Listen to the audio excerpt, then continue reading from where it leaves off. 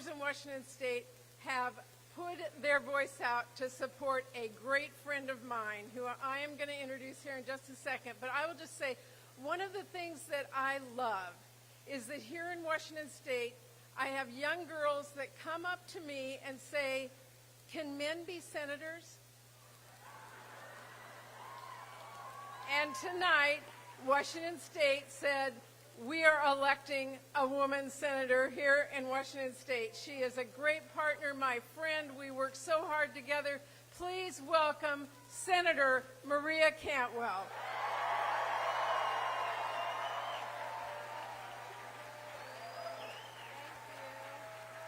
Thank you. Thank you, Washington voters.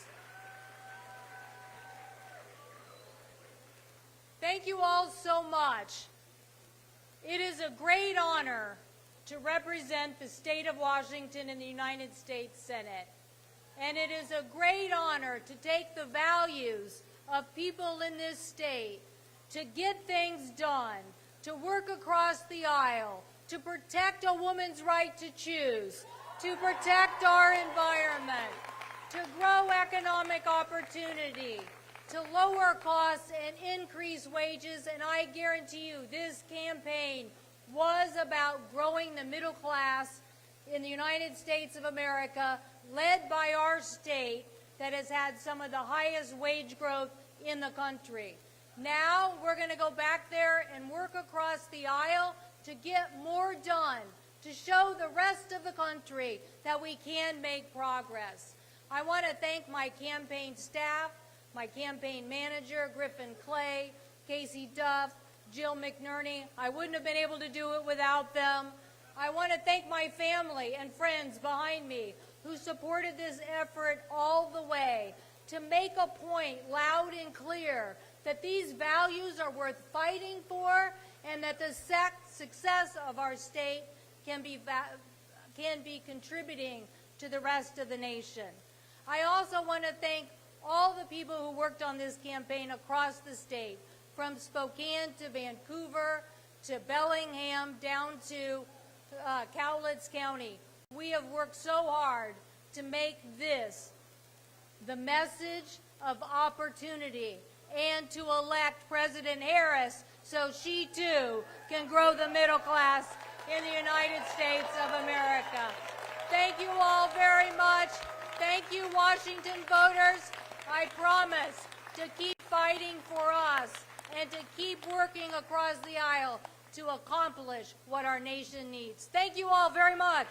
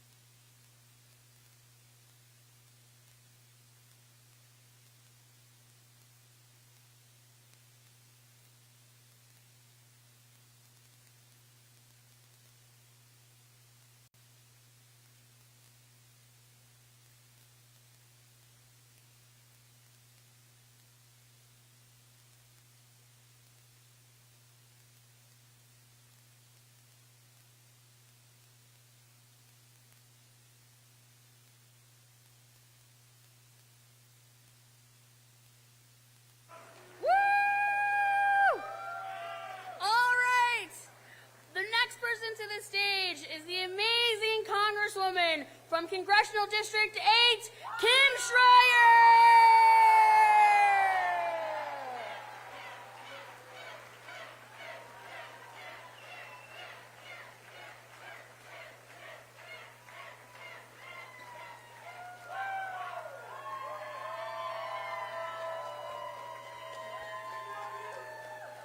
Wow, look at this crowd. This is very exciting. We even have the kids section here in front. All my friends.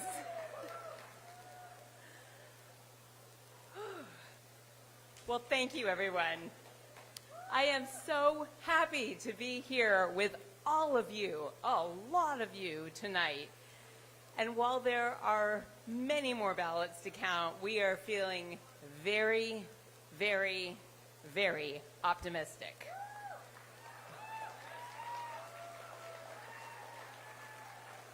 My first thanks is always to the voters in the 8th Congressional District. You have put your faith in me once again, this community pediatrician, and I am deeply grateful. Also, it is hard to adequately express the deep gratitude that I feel for all the volunteers who knocked on doors to remind their neighbors to vote, who made phone calls, who hosted canvas launches, and who contributed in so many other ways to my campaign. I could not have done any of this without all of you. I also want to thank, somewhere out there, where's David? Right here, David and Sam. I want to thank my husband, David, my cowboy son, Sam, for your love and patience, and lots more patience, and lots more patience, and your support. We have taken this on as a family. And I want to thank my parents, Joan and Joel. I'm not finding them. There they are in the back. I want to thank my parents, Joan and Joel, my brother, Mark, my Aunt Eileen, and my Uncle Joel for your love and your encouragement and your support and for coming up here tonight. And finally, to my incredible teams in Issaquah and Wenatchee and the other Washington, I am so proud of the work they have done, that we have done together so far, and I am truly honored to all of my official staff that you are here with me for the work ahead.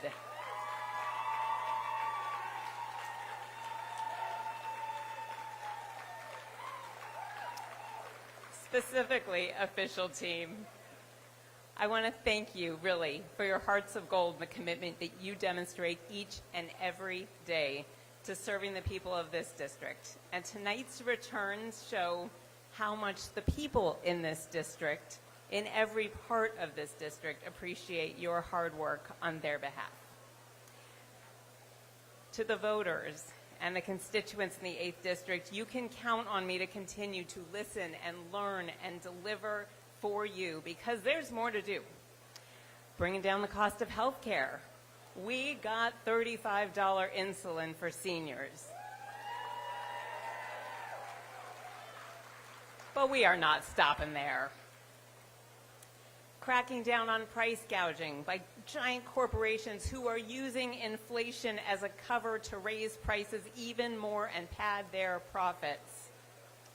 Working for safer communities, supporting law enforcement, and bringing manufacturing of vital goods back to the United States and specifically to Washington State. Protecting our public lands, our air, our water, building the infrastructure for today and of the future, and investing in clean energy, both for our national security and to preserve this beautiful planet for generations to come, including my little one. And not so little anymore. And as the only pro-choice woman doctor in Congress, you better believe I will work every single day to protect a woman's right to make her own, very personal,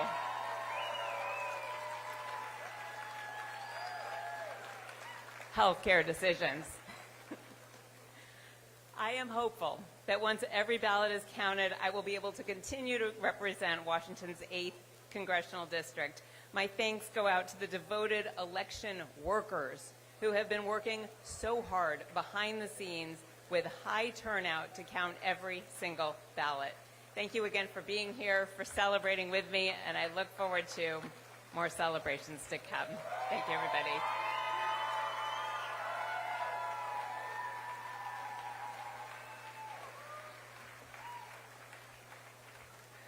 All right, next up is the chair of the Progressive Caucus, and the representative for this district right here in Seattle, the incredible Representative Pramila Jayapal.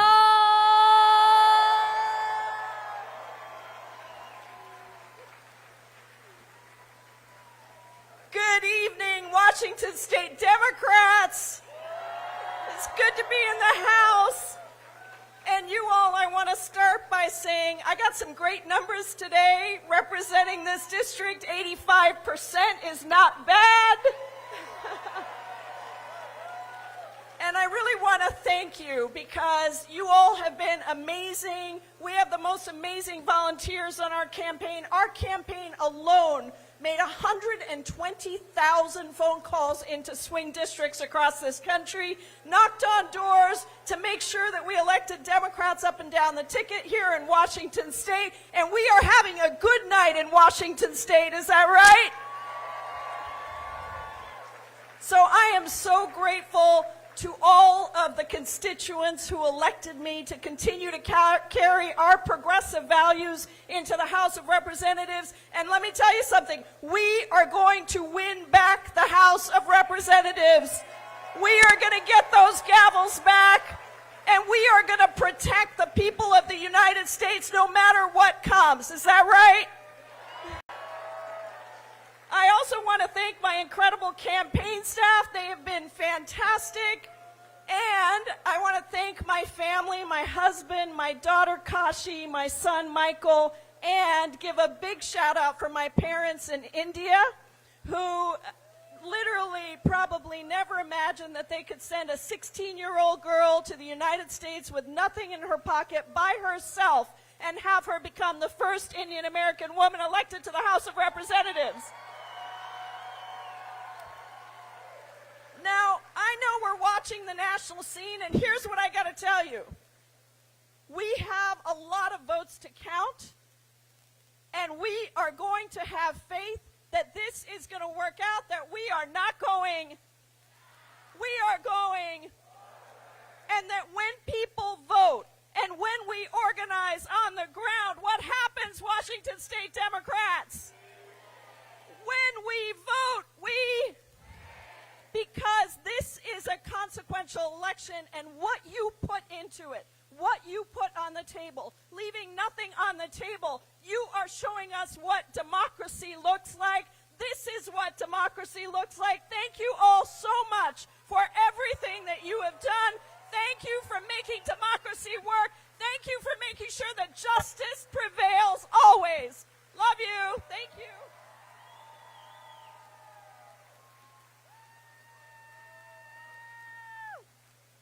All right, Washington State Democrats, I need everybody on your feet because we are making history right now, right in this moment. I am so excited and honored to bring to the stage our next governor of the great state of Washington, Bob Ferguson.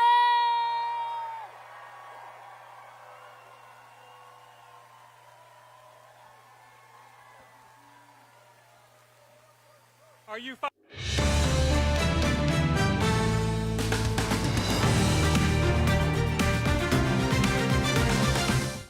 is destroying lives. We can't continue to just excuse this. It's time to do something about it. KOMO's Jeremy Harris is tackling justice, shining a light on issues inside the criminal justice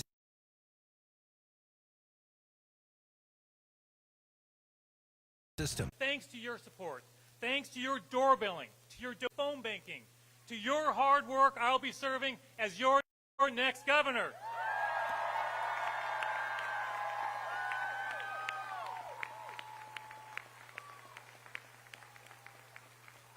And because of your hard work, Washington State is contributing its electoral votes to try and send Kamala Harris to the White House.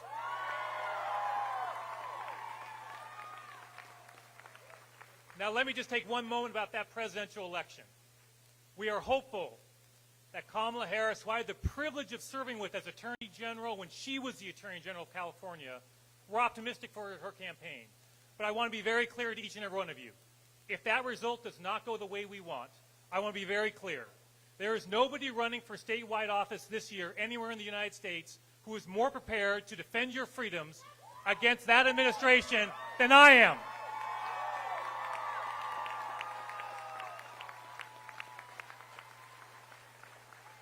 And I'm excited that if that day was to come, I will have the best partner to be the next Attorney General, Nick Brown, to help me in that effort.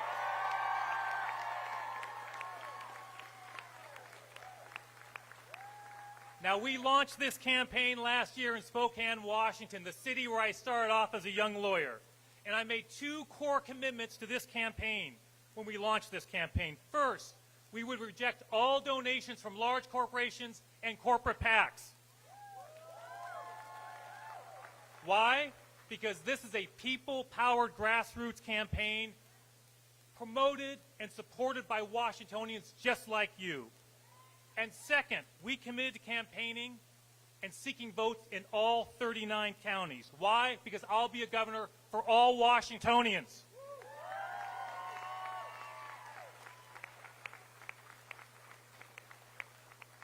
Now, we could not have this decisive victory tonight, and it is decisive, without the help of my incredible campaign team led by Catherine Bodman and Bailey Burgess. Give it up for both of them.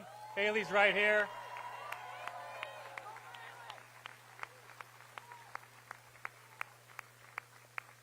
And I also want, look, campaigns are tough.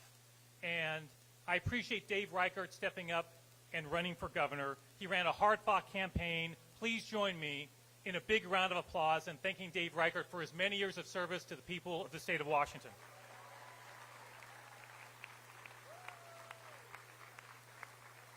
And speaking of thank yous, let's get up for Governor Jay Inslee and Trudy Inslee.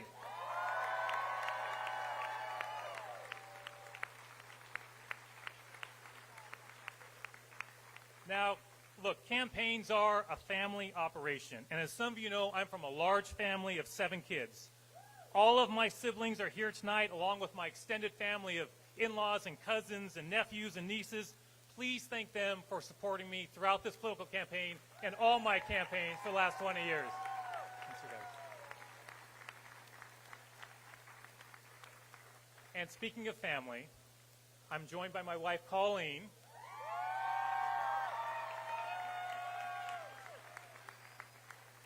who was, when I first ran for office against a 20-year incumbent, went doorbelling with me on a cold January day, that very first time. We called those. Take a look at the results coming in right now. Bob Ferguson pulling ahead 57% compared to Dave Reichert's 43%. And right now, Washington Democrats are addressing supporters at the Washington State Convention Center in Seattle after Ferguson's win. Let's take a listen in right now.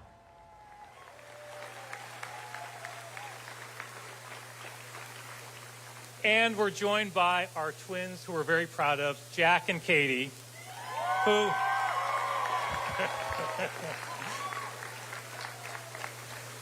who created a popular Instagram page for the campaign that many of you follow. We have a cat named Peter. The Instagram page is Peter for First Cat of Washington State. Peter now has more Instagram followers than I do. Find him on Instagram and follow. Peter for First Cat. Look, Jack and Katie starred in our first campaign ad. You saw them in that first ad.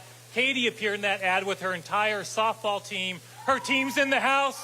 Seattle Spice, the coaches. And Jack appeared in that ad alongside Mario with our backpacks on. Jack and I are working on climbing the 100 highest peaks in Washington. And Jack, I'm looking forward to more peaks this summer, right? We'll knock them off. Now look, Jack knows that climbing a mountain, a challenging mountain, begins with a fundamental truth. You start with the first step. And tomorrow morning, we're going to get up and start that first step of transitioning to a new administration to be your governor, to fight for you every step of the way. And here's what you can expect from me as your next governor. I will lead a government that protects our core freedoms, that makes the lives of Washingtonians a little bit better, that cuts down on bureaucracy, that gets in the way of serving the people, that makes our community safer and healthier, that works for the people, not special interests, and that generates more opportunities for the next generation of Washingtonians. Now, let me conclude my remarks with the story that I told when I first announced my campaign for governor. I was at a conference once, years ago, And it was a panel of former governors who were on this panel. And they'd long left politics. They were no longer running for office. And it was a fascinating panel. And somebody asked them a great question. Do you have any regrets from your time being governor of your state? And each one of them gave the same version of an answer, which was basically saying, I regret that I pulled my punches on big issues. I regret that I let political considerations dissuade me from moving forward in a way that someone had told me was the right thing to do. I want to be clear to each and every one of you and to the people of the great state of Washington, I will not have that regret as your governor.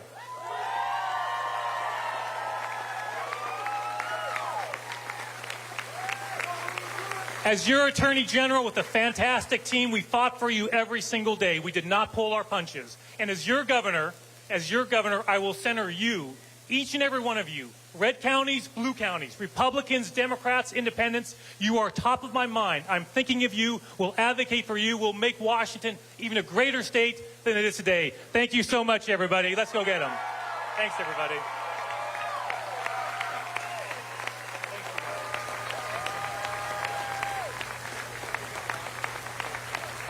All right, Bob Ferguson's first victory speech happening this evening. We want to bring back KOMO political analyst Ron Dotzauer. I know for most races, you said wait till tomorrow. Not with this one. It was decisive, and it looks like the GOP gubernatorial drought will not end anytime soon. Yeah, even more so across the board in Washington State, it looks like every single Democrat that was on a statewide ballot proposition is going to get elected.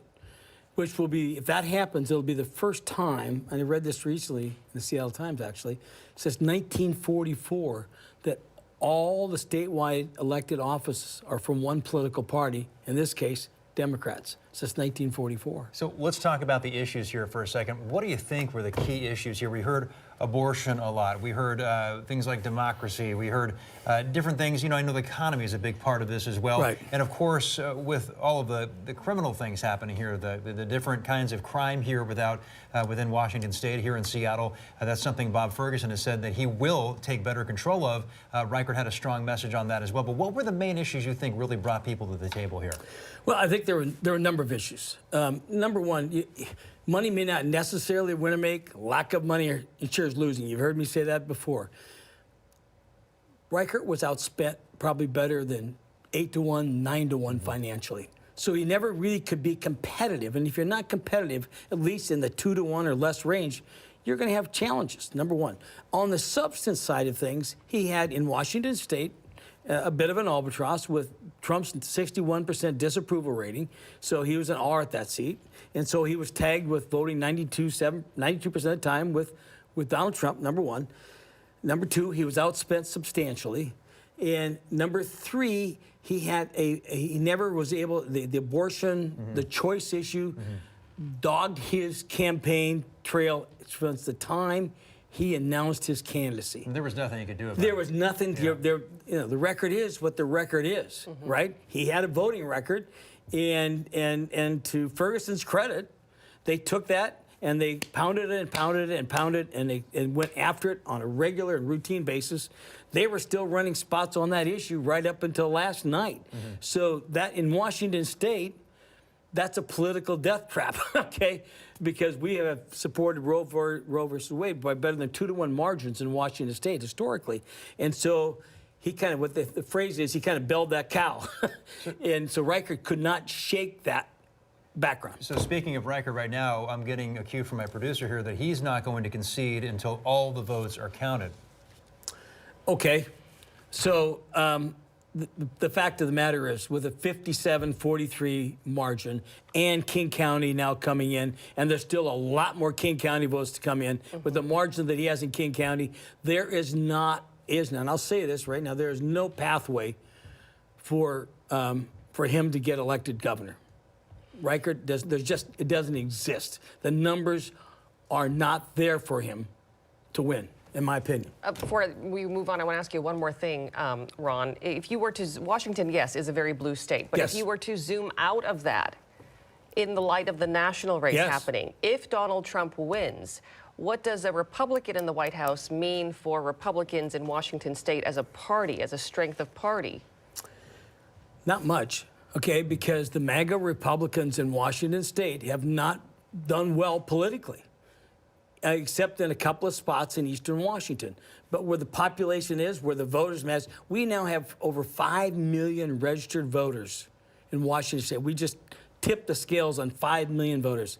This state has become bluer and bluer and bluer, in part because they have rejected, generally speaking, the principles of the MAGA concepts and what Donald Trump represents in Washington State. The rest of the country have, well, other parts of the country have not accepted, like the West Coast and some other places. But Washington State's just not there. And I think as long, and then with, as you know, what happens when there's a president in power in the office, if Trump were to be elected president, the midterms in 2 years from now are not going to be pretty for the GOP, because that's just the way the pendulum in politics kind of works. And we're seeing it swing now. Yes. Yep. Thank you very much, Ron. We have team coverage on the governor's race. KOMO's Michelle Esteban is with GOP candidate Dave Reichert's campaign in Bellevue. But let's start with KOMO senior reporter Chris Daniels at Attorney General Bob Ferguson's watch party at the Washington State Convention Center in Seattle. We just heard from him, Chris. Yeah, Mary, I think you heard some of that. We are hearing from some of the other Democrats right now on the stage behind me, but Bob Ferguson did come out and said he is going to be the next governor of the state of Washington with that 15-point gap statewide. He is beating Dave Reichert 3-1 in King County, and you just heard Ron Dotzauer lay out the numbers here. There is really no path for Dave Reichert, and because of that, unlike other candidates that we've heard on the stage here at the Washington State Democratic Party, Bob Ferguson is saying he will be governor. And it's interesting in this room right now because there is a certain anxiety as Democrats have watched the national results come in and what is happening on the East Coast. We saw a vibe change between 7 and 8 o'clock tonight. Bob Ferguson freelancing a bit in his stage to his supporters on stage in his speech, saying that if the results go one way, meaning the former president becomes president again and Donald Trump, there will be no other person better served than him to take on President Trump. And that did get a big cheer from this crowd here at the Washington State Convention Center. So again, Bob Ferguson declaring victory. He also thanked Dave Reichert for entering the race and for the campaign that he ran. But for the people in this room, they are happy right now, at least on a statewide level.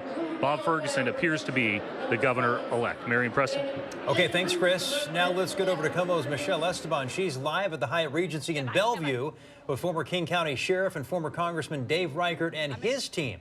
Michelle? Hi there, Preston. I want you to look over my shoulder because you can see Dave Reichert is there. I just got the very first interview with him after he said, I am not conceding. I am waiting till the absolute last ballot is counted. I'm not going anywhere. One of the things that he wanted to do is to thank the supporters, the people who have worked out in the field, those sign waivers, the people that have knocked on doors. They knocked on 120,000 doors. This is not the outcome I think that anybody wanted here. I did talk to one of his campaign workers who told me she's really disappointed. This is not what they thought. They thought it would be much closer. But as you heard me just say, Reichert said he's not conceding. There's a lot of ballots to be counted. He told me, quote unquote, I'm not going anywhere. And he really thinks that crime, as well as the cost of living, but people are just so fed up, and that he feels that, you know, the tide could turn here. And so he remains confident, but I would say, you know, cautiously confident, if you will. But Reichert is making his way through the grand ballroom here at the Hyatt in Bellevue. He's been with his family all day. He finished campaigning yesterday. Got up, did what he always does. He works out in the morning. He prayed. He said up at the podium that, you know, he believes that God has a plan for him and that all things sort of work out for the good, if you will. So Reichert is going to be heading out of here shortly, and we'll bring you the interview that I got with him shortly here in this same broadcast. So stay with us. I'll bring that to you in pretty short order. But for now, we're sending it back to you live from Bellevue as Dave Reichert thanks folks for all their hard work and for their support here on this campaign trail for 2024. All right, Michelle, thank you. Now to the race the entire world is watching, the race for the White House. Here is a look at the current popular vote. Former President Donald Trump ahead of Vice President Kamala Harris, 61 million to 57 million. And of course, it's all up to those key swing states. All right, let's bring in Molly Shin at the election desk for a look at the Electoral College map as it stands right now. Right, because of course the Electoral College map is what we use to elect a president, and the path to the White House is through the swing states. So let me call up the map and show you what's happening right now. One swing state, the first prize, is North Carolina, and that has already gone, you can see, to former President Donald Trump. Now, the other swing states, Georgia, Michigan, Pennsylvania, Wisconsin, and Arizona are all leaning towards former President Trump right now. Obviously, there are still plenty of votes to count, but you can imagine that this is pretty sobering look at the map for the Harris campaign right now. There are no votes in from Nevada yet. That's the last of the swing states. But honestly, if the map continues to go the way it is trending right now, which way Nevada goes simply wouldn't end up calculating into it. Donald Trump with 230 of the needed 270 Electoral College votes. Kamala Harris right now has 210, Marion Preston. Okay, thanks, Molly. Now to a look at how Washington is voting for president. Here is a look at those results coming in now. And you can see here, 59% for Kamala Harris, 39% for former President Trump. So a vote margin here of about 500,000 votes separating the two. All right, we want to bring back Ron Dotzauer, KOMO political analyst, to talk about this. What trends are you seeing in the electoral? Well, it's interesting because you've seen some of the rural areas in some of the swing states that have outperformed for Donald Trump. And while Kamala Harris has done well in some of the urban settings, she has not outperformed the expectations. And so hence what you see and what Molly's reporting on does not bode well for the Harris campaign. Going into the next day or two. I mean, it still may. I don't know that this is going to get called tonight, but it may not last a week. It could happen in the next 24 to 36 hours. So we talked about the top issues when it came to Washington governor, especially for Ferguson being the issue of abortion. That's a winner here in Washington. Big issue. We also talk about it here in the national race because it was a big part of Kamala Harris's campaign. And then when you switch over to President Trump's campaign, he's talking about illegal immigration, crime, and really the border and the economy. You know, Kamala Harris was also talking about the economy as well. But those top issues, I'm curious as to which one really brought the voters out to potentially make the difference here. You know, at the end of the day, prices matter.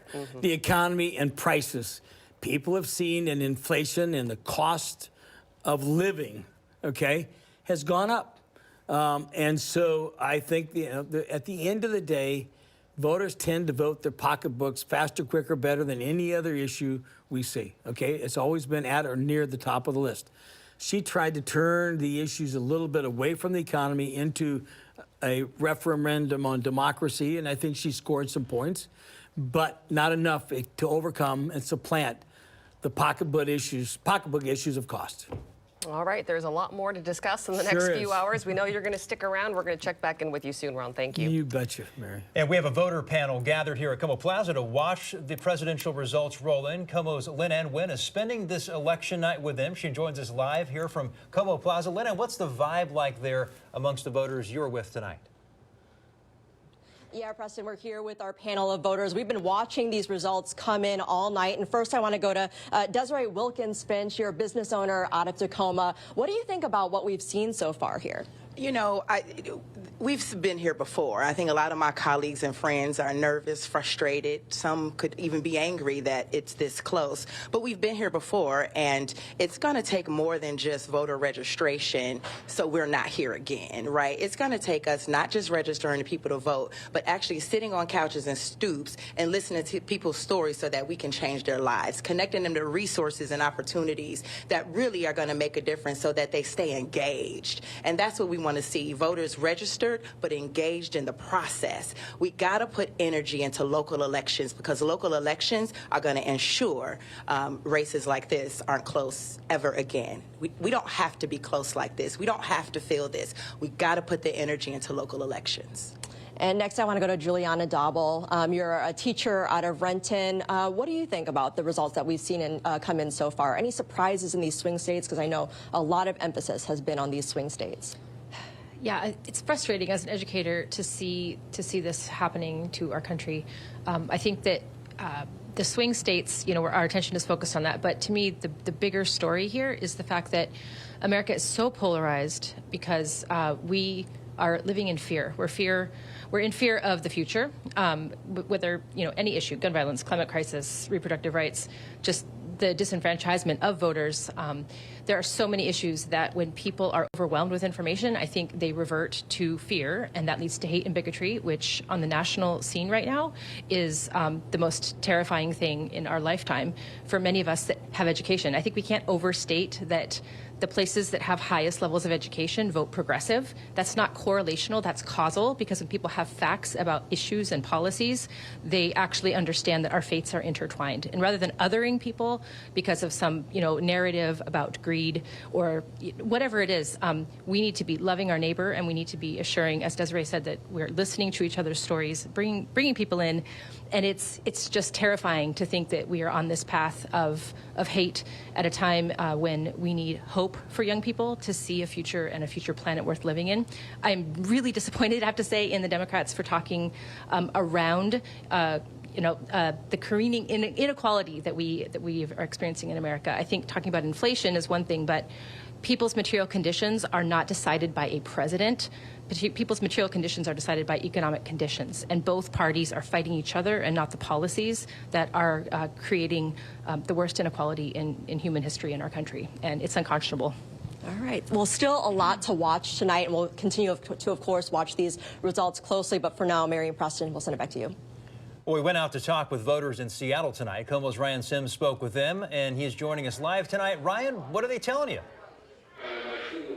Well, they are as anxious as everyone else, and kind of goes hand in hand. We've been in this bar for a few hours now, and as the votes come in, the results come in, the bar tabs are going up. A lot of people spending money on beer and whatever else as those national results especially come in. I got to say this, too, that we spoke to one of the managers here at this bar in the U District. He compared this to a political Super Bowl Sunday, because the only other time that you see the same thing pretty much on every TV in this bar is when the Super Bowl is on. Today, though, of course, is Election Day, so as we go over here, follow me over here, we have easily about 10 TVs in this bar, every single one, again, tuned to those election results, and we've been seeing pretty much the steady stream of people coming in all night long, wanting to take in the results among their friends, among their families, and not in the middle of their living rooms as those results, again, pour in throughout the evening. So it's been quite the night for profits, and again, beer tabs here at this bar in the U District. We spoke to a lot of the people coming in for drinks here this evening. We've been out and about, too, all night long. Actually visited several bars, and kind of the main kind of overwhelming belief out there is that a lot of people have anxiety. Wherever you stand on the spectrum, the political spectrum, a lot of people are very anxious, very nervous, and so they said that they wanted to come out and just kind of drown their sorrows or celebrate, depending on how the results go. We spoke to 6 people overall. Not one said that they were at ease tonight. In fact, they said that they were the opposite of being at ease. Here's some of what some of those folks told us. Nauseously optimistic. Describe that. A little bit uneasy, but seeing some numbers okay. I'm from Pennsylvania originally, so I'm hoping it goes the right way. I've seen some things go where I hoped they would, but we'll see. A little tense.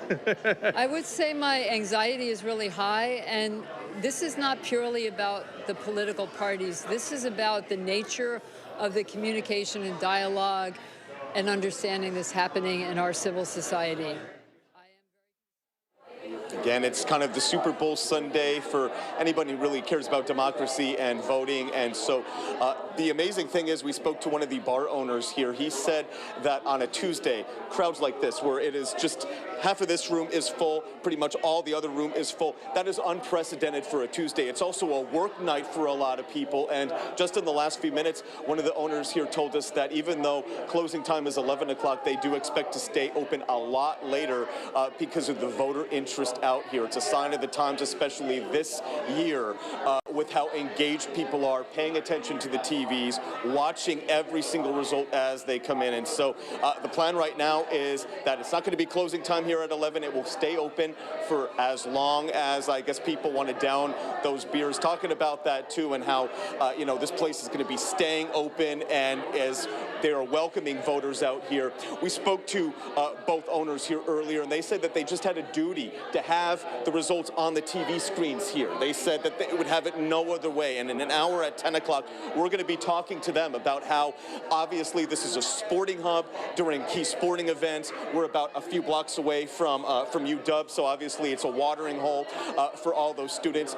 But you better believe on days like this, it's also an election center hub, and they feel a duty and a deep sense to keep it open for everyone here. So we're going to be talking to them in an hour at 10 o'clock. We'll send it back to you. Okay, thanks, Ryan. So some pretty vocal people there. What did you think about their reaction tonight? Yeah, I thought there's some pretty articulate comments. I mean, listen, Washington State, and particularly in the Seattle market, we have a very educated population, okay? And they're extraordinarily articulate. I was appreciating some of the insightful comments these folks were making. I appreciated what they had to say. It was thoughtful, okay? It wasn't knee-jerk. You know, it wasn't over-the-top emotional. It was a thoughtful, considerate piece that they were sharing from their heart. And so I appreciated that. Okay, hold that thought. We're going to be back with you in just a few minutes. Okay. We need to take a short break for a special election report on KOMO TV. You can continue watching us here on ARC Seattle or KOMOnews.com. We will be right back.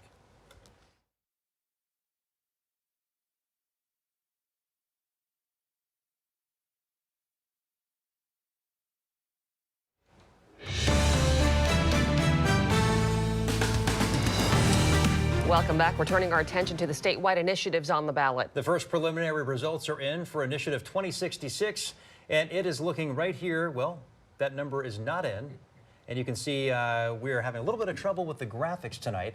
KOMO Denise Whitaker, though, she is following this race, and she joins us now with the very latest. Denise? Right, I do have those numbers for you. Actually, Preston, 51% saying yes on that initiative right now. And this is one of those things that's very interesting, the way people are voting on these initiatives. It was very confusing. So many voters tonight. Even I just came from the Let's Go Washington campaign watch party in Kirkland, the Republican Party over there. And they said people really didn't understand. They kept asking them, I'm so confused. So right now, though, yes means it's being repealed. We'll have to keep watching those numbers to see whether or not they continue. But basically what that's saying is people believe that they won't have a choice for natural gas if they don't repeal what's there right now. So again, we're going to keep watching these numbers and getting reaction to you from the convention center here tonight, where I am with the Democrats right now at the moment. Live in Seattle, Denise Whitaker, KOMO News. Denise, and one of the most competitive House races in the state is District 3 with Congresswoman Marie Gluesenkamp-Perez and Republican Joe Kemp. Preliminary results are in for that tonight, and we're going to take a look at those right now. Marie Gluesenkamp-Perez ahead right now, 52% compared to Joe Kemp's 48%. KOMO political analyst Ron Dotzauer is here with us tonight. This just flipped in the last hour. It sure did. And, you know, this is a repeat of 2022. When she upended the history of that district, which has been pretty lean, hard Republican district. And she came in and won a really tough race. And it looks like this is one of the bellwether congressional races in the United States. There was lots of money spent. So that she's ahead, she's outraised him and she's out-hustled him. And he was the only person that endorsed him in the country was Donald Trump. All right. Thank you very much, Ron. Stay with us for your political election coverage. We'll have the latest results for you.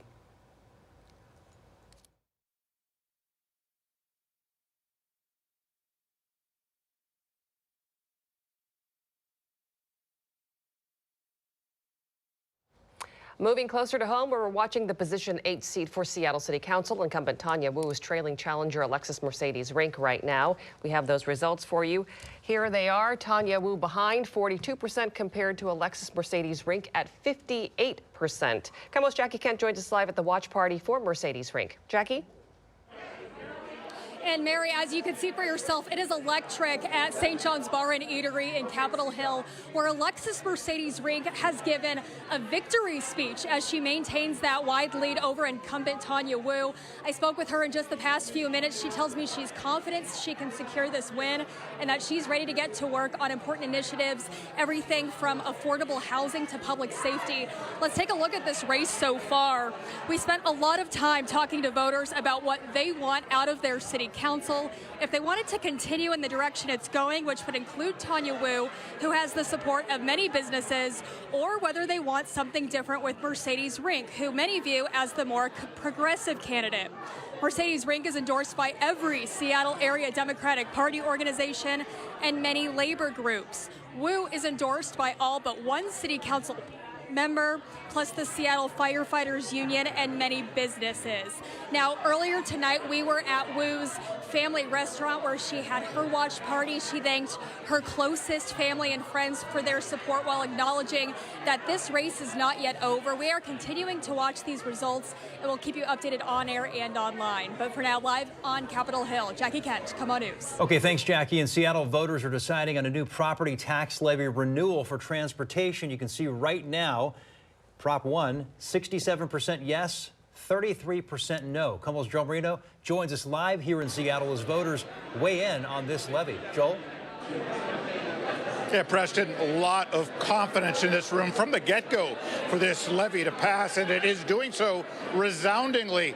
It's being called an unprecedented investment in safety, but those who oppose this measure, they said that it's going to be ineffective. They warn it'll be unaffordable. Now, right now, we are in Stoop Brewery on Capitol Hill. I'll give you a look here. They got the big screen for the national news. This is really the all-in stop for Prop 1 and this crowd. They say this is the biggest levy that this city has ever seen. Now, Prop 1, it replaces an expiring levy, but at $1.5 billion, it's a lot more ambitious than its predecessor. People who drive, they'll see smoother roads, and they'll also be made more safe for pedestrians through additional sidewalks. Bridges, they will get critical maintenance to keep them operational. There will be faster and more reliable bus service and better connections to light rail. Just a whole bunch of stuff, including bike lane upgrades.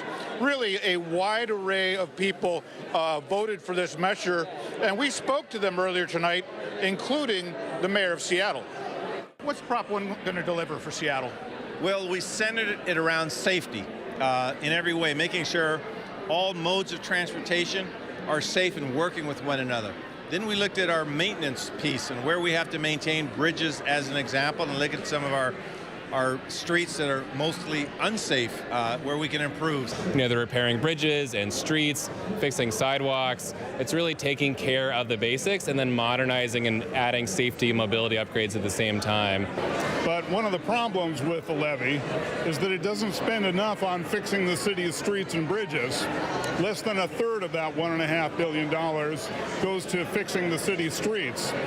That isn't enough to get caught up on the backlog of maintenance that's accumulated over many years. Well, that last gentleman speaks for the minority of voters who rejected this measure.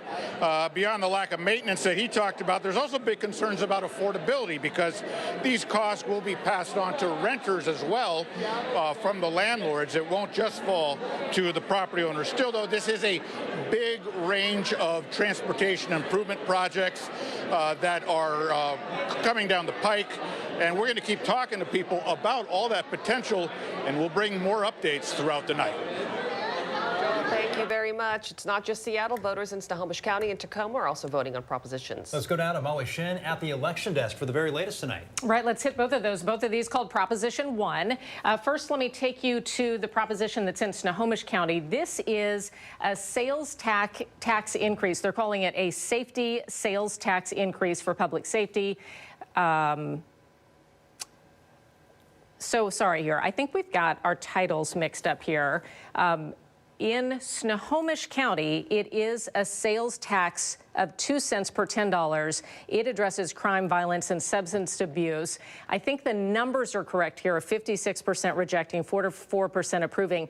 Let's flip to the other graphic. It'll say that it is Tacoma Proposition 1. It is actually the one that is a property tax levy increase. It is to support the Tacoma Fire Department. Similar numbers here. It's also being rejected by voters tonight. 54%, 46% are approving it. Marion Preston. Thanks, Molly. Over in Pierce County, voters are deciding the next county executive. And take a look at these preliminary results. Ryan Mello ahead of Kelly Chambers, 51% to 49%. All right, let's take a look at the race for Washington's Senate seat. Incumbent Maria Cantwell going up against Republican Dr. Raul Garcia. And that is a different result here, but we can go ahead and do Pierce County executive. That's fine with me. Ryan Mello, as we've been talking about here. Kelly Chambers, we'll look at those numbers once again here, 51 to 49%. We'll look at the other race there in a second. Susan Del Bene, Jeb Brewer. Let's do District 1 right now. 64% for Susan, 36% for Jeb Brewer. District 2, Democrat incumbent Rick Larson, Republican challenger Cody Hart. Larson comfortably ahead of Hart, 65% to 35%. District 3, Democrat incumbent Maria Gluesenkamp-Perez faces Republican Joe Kent. Again, preliminary results, she's pulling ahead 52% to Kent's 48%. Okay, let's go to District 4 here. Dan Newhouse and Jared Sessler.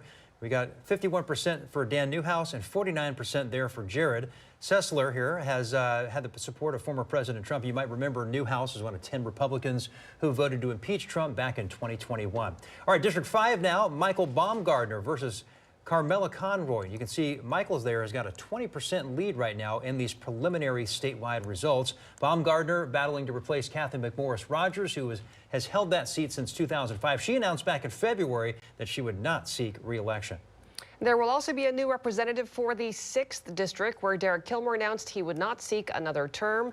Emily Randall pulling ahead of Drew McEwen, 57% to 43%. In House District 7, Democrat incumbent Pramila Jayapal faces Republican challenger Dan Alexander. Pramila Jayapal soundly ahead of Alexander, 85% to 15%. And District 8, Democrat incumbent Kim Schreier faces Republican Carmen Goers. And you can see there a bit of a margin. Kim, 54%. Carmen there at 46%. In District 9, Democrat incumbent Adam Smith is facing another Democrat, Melissa Chowdhury. You can see the results here. Adam quite a bit ahead by 40% there.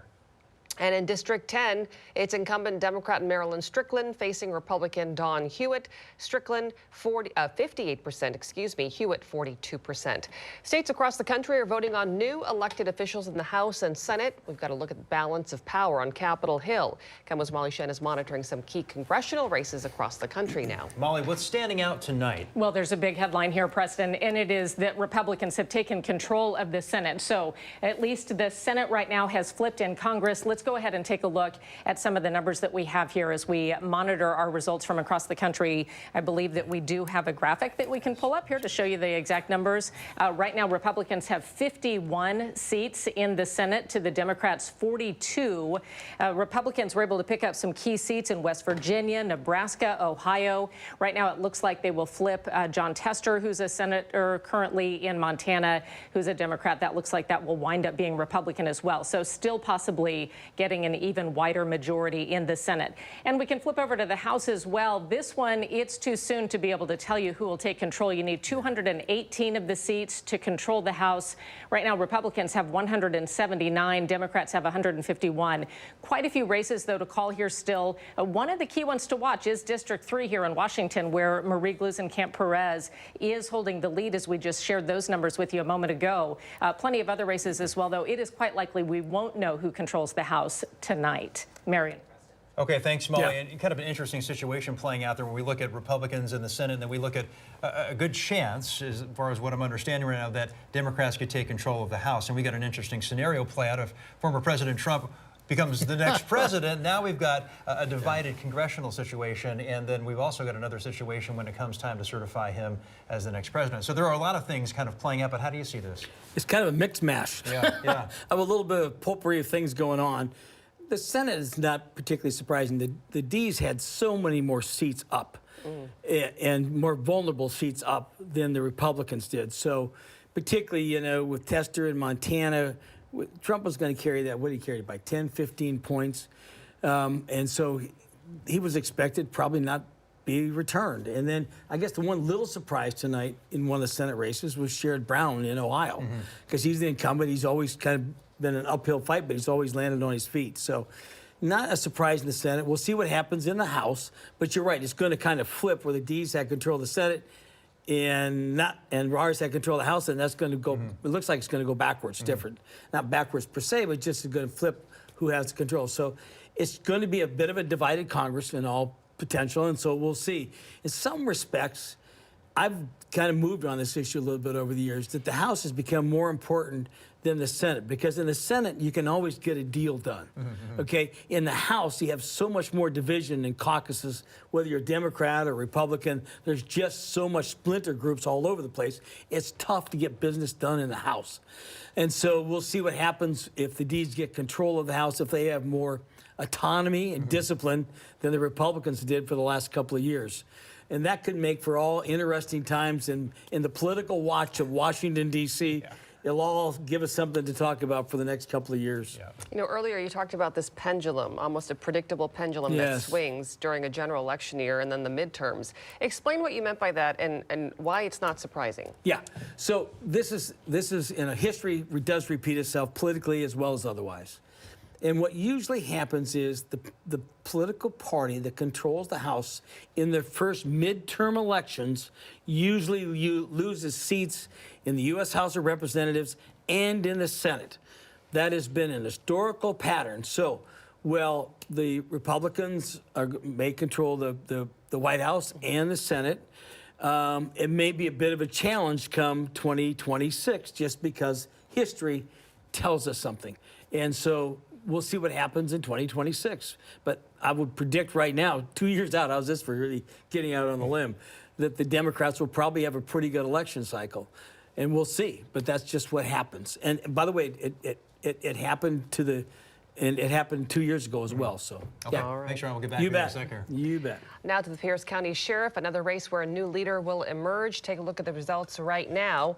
It looks like Patty Jackson is behind Keith Swank, 52% compared to 48%. Sorry, but the graphics being cut off right there. But let's go right to Tacoma's Jeremy Harris, who's live in Tacoma as the ballots come in for more on that race in Pierce County. Jeremy? Yeah, this is going to be one of those races that is just too close to call for tonight, certainly, and the candidates expect it could be a couple of days before we really get a result and know who's going to come out as the next Pierce County Sheriff. Tonight, we were able to catch up with both candidates after the results came down. Here's what Patty Jackson told us right after the numbers hit. What has surprised you most about this campaign and the act of running for sheriff? Right. So I think what surprised me most has been the fact that when you're running, I've been just naive enough to not really recognize that some people really don't have that ability to be nonpartisan. And so I've demonstrated throughout my 35 years and now into my 36th year with the Sheriff's Department that that's kind of what I do. And I think that part of that is because when you're naive, you're going, okay, what do you think? What do you think? And really listening to what people have to say and then responding to that instead of telling you what you need from one direction. Now, both Jackson and Swank told me they knew that the race was going to be tight, and so they were a little bit disappointed there wasn't a clear winner tonight, but there was something that they were definitely expecting. So as the vote tallies are going to still be counted here at Pierce County Elections, we're seeing some of the volunteers right now leaving the elections office for the night. We're expecting that next batch to hit probably sometime tomorrow afternoon, and then from there, one of Keith Swank told me this afternoon he believes that it could be Friday before we know a winner here. Now, the candidates here for Pierce County Sheriff, Patty Jackson, you just heard from, she's a longtime Pierce County Sheriff's Department employee. She's been there for over 30 years. She currently oversees the patrol operations. Keith Swank is sort of the outsider. He spent more than 30 years at Seattle Police. He lives here in Pierce County. He says there's a lot of things about the department that he would like to change. But either way, this is really a consequential race because Pierce County Sheriff's Department covers law enforcement for most of the county services. But they also do things like the jail and all of the countywide, the courts and things like that. So it's a big department. It's a big job. But for tonight, no clear winner. Reporting live from Pierce County, Jeremy Harris, KOMO News. Jeremy, thank you. And sticking with statewide elections, take a look at the ballot initiatives voters are deciding on tonight. State Initiative 2066 would repeal or ban laws that discourage natural gas use and or promote electric power. Taking a look at the results, 51% yes, 49% no. Initiative 2109 would repeal an excise tax for people with annual capital gains of over $250,000. You can see the no votes tonight, 63%, to the yes votes at 37%. Meantime, Initiative 2117 would ban carbon tax credit trading and repeal laws with a cap and invest program to reduce carbon emissions. And you can see tonight the no vote at 62%, yes vote at 38%. Initiative 2124 would let employees elect or opt out of state long-term care insurance. The no's pulling ahead 55% to 45% saying yes. KOMO's Denise Whitaker is live with more on the initiatives. Denise? Right. Well, I'm actually at the watch party right now for Initiative 2117. As you just gave those numbers, 61% in favor of saying no and keeping everything. I always like to say saying no is status quo because a lot of people are very confused on some of these initiatives. Joe Fitzgibbons is here with me right now. And Joe, you helped write some of this original legislation. So why is it important for this to stay in place in our state? Yeah, so I think what the results tonight show is that Washingtonians overwhelmingly support our efforts as a state to reduce our impact on the global climate, and that Washington has been one of the national leaders in states addressing our impact on the climate and reducing our climate pollution. And now we have just an overwhelming validation that voters think that we're on the right track and that we should keep up our work in order to fight for a safe climate. So assuming that these numbers hold and everything goes the way you're expecting it to, the criticism of this from the other side, the yes side, was that this has increased our gas taxes exponentially. I mean, $1 or what they were saying. So how do you counter, is that accurate, inaccurate? How do you kind of counter that for people who are still, some people are still trying to understand this? Yeah, so what the law requires is that the 100 largest polluters in our state, which includes oil refiners who distribute their fuel for us all to use in our cars, pay the state, pay the taxpayers for the impact that their pollution has on Washington state. And they're going to have to continue to do that. Oil refiners are going to have to continue to compensate Washingtonians for the harm of the climate pollution that they cause. We're going to continue to invest the proceeds from those investments in ways to help Washingtonians get around in cleaner ways, whether that's electric vehicles or whether that's biofuel vehicles or whether that's walking and biking or taking transit. We know that gas has always been expensive. It's always been a really volatile price commodity, and the price of gas on the West Coast has always been higher than the rest of the country. And so what we really need to do is give Washingtonians better choices than the ones that they have today, and that's what we're going to continue to do. So you'll continue working on those initiatives or those things, right? Absolutely. We're going to try to give Washingtonians better options so that they don't have to be slaves to the wildly fluctuating prices of a gallon of gas. Okay. All right. Thanks for explaining that for us this evening. Appreciate that. I know there were a lot of smiles when I walked into this room earlier and on some of those and other initiatives as well that you just showed those numbers for. Again, we're still watching the numbers and numbers are still coming in. Preston. Okay, thanks, Denise. Lots of big issues for Washingtonians. How are they feeling about how their money is spent, Ron? I think generally speaking, pretty well. I mean, you saw how they behaved tonight. I mean, listen, the new tax they just imposed on here in Seattle was almost better than a 2-to-1 margin in favor. So they must feel pretty doggone good about how the money's being spent because they're willing to spend more. Yeah. And if they're not confident in how that money's being spent, they're not going to get the kind of votes they're getting tonight. And, I mean, as far as initiatives are concerned and party lines, how does that fall?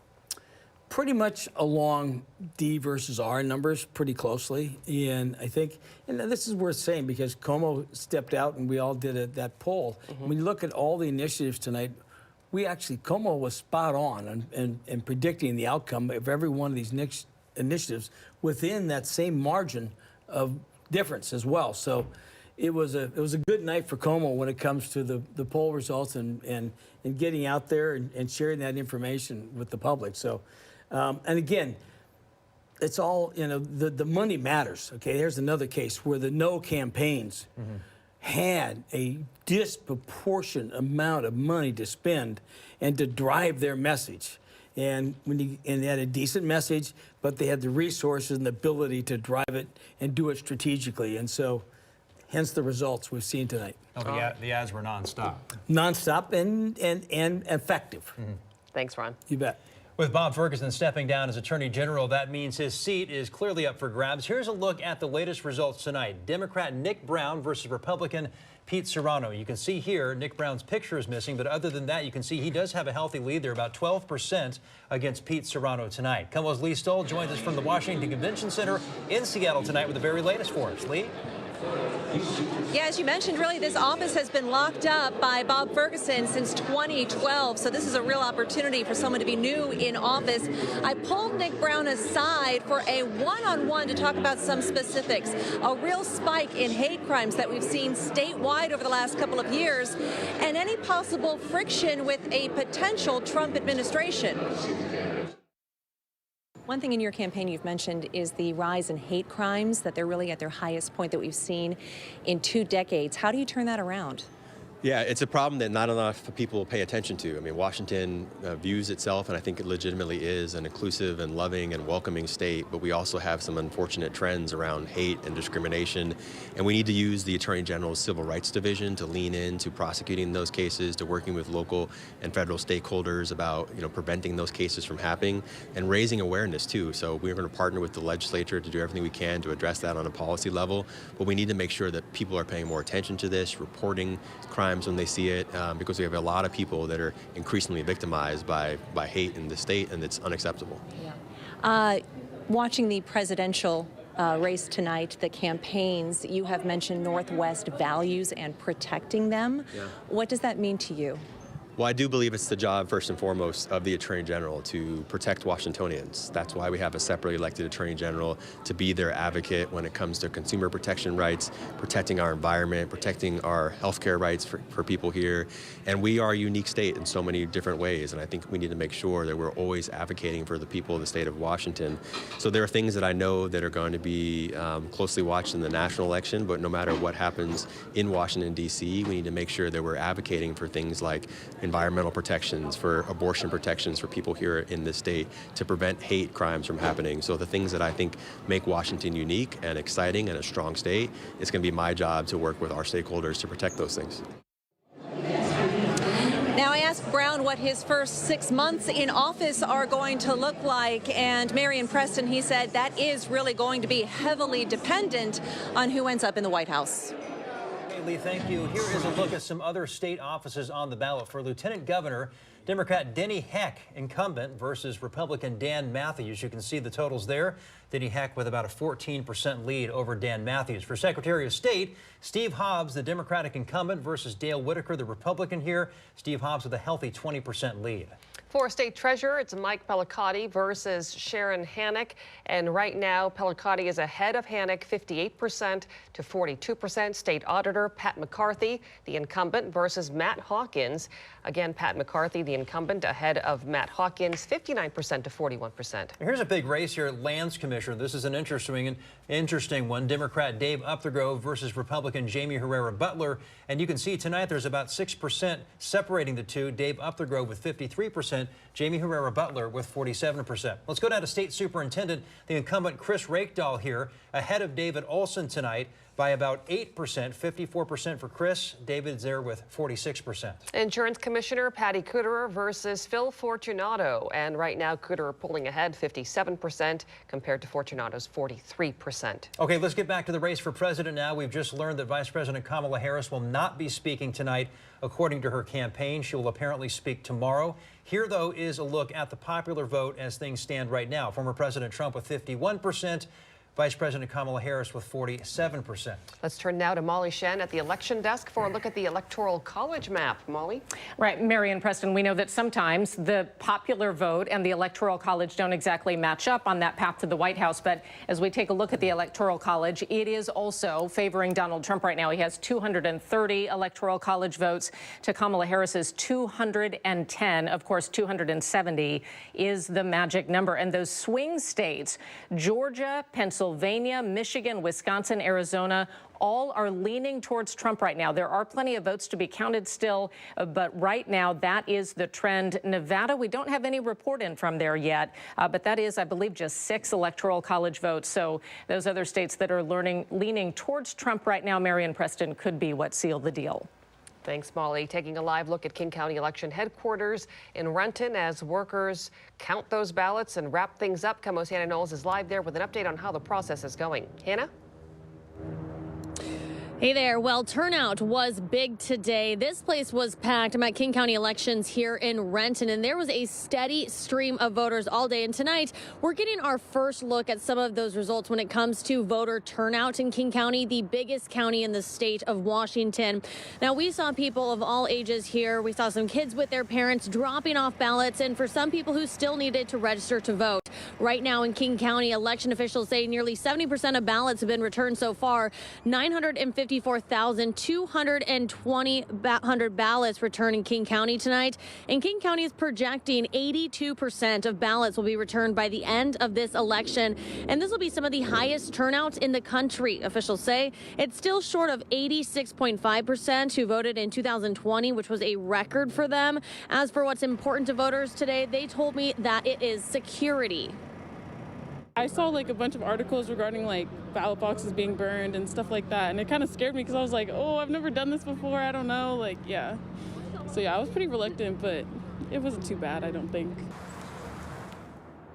We know there's been a lot of questions regarding security for ballots after ballots in a box were burned in Vancouver, but I'm told here in King County they have boxes.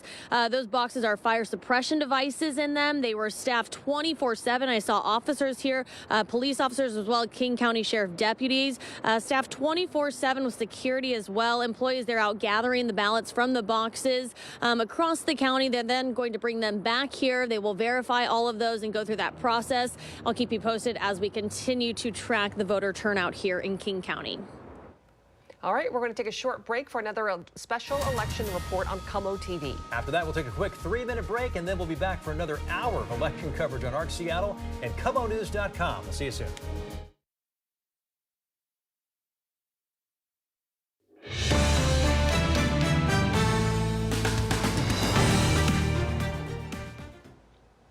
Preliminary results are in, and the Associated Press called the Washington state governor's race, naming Bob Ferguson the winner. KOMO senior political reporter Chris Daniels live with his camp tonight. Chris? Preston, Bob Ferguson went on stage here in just the last hour and declared victory, also congratulating Dave Reichert on running a noble campaign. Here is what he told supporters when he said he believes he is the governor-elect. Tonight, in making their choice for their next governor, the people of Washington state chose a pragmatic and progressive vision for our future. I am happy to announce that thanks to your support, thanks to your doorbelling, to your donations, to your phone banking, to your hard work, I'll be serving as your next governor.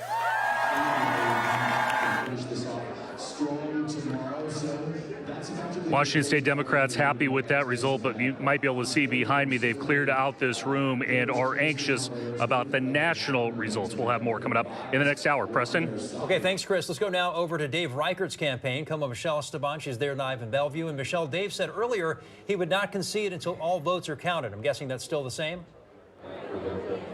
Absolutely. He is sticking to his guns there. I got to say, just like the polls showed him behind and just like these numbers not adding up for Reichert, he is not deterred. He told me in a one-on-one interview about an hour ago what he told the crowd here. He is not conceding. He told me that he is waiting for the absolute last ballot to be counted. The crowd broke into applause when he came into this room, started chanting USA.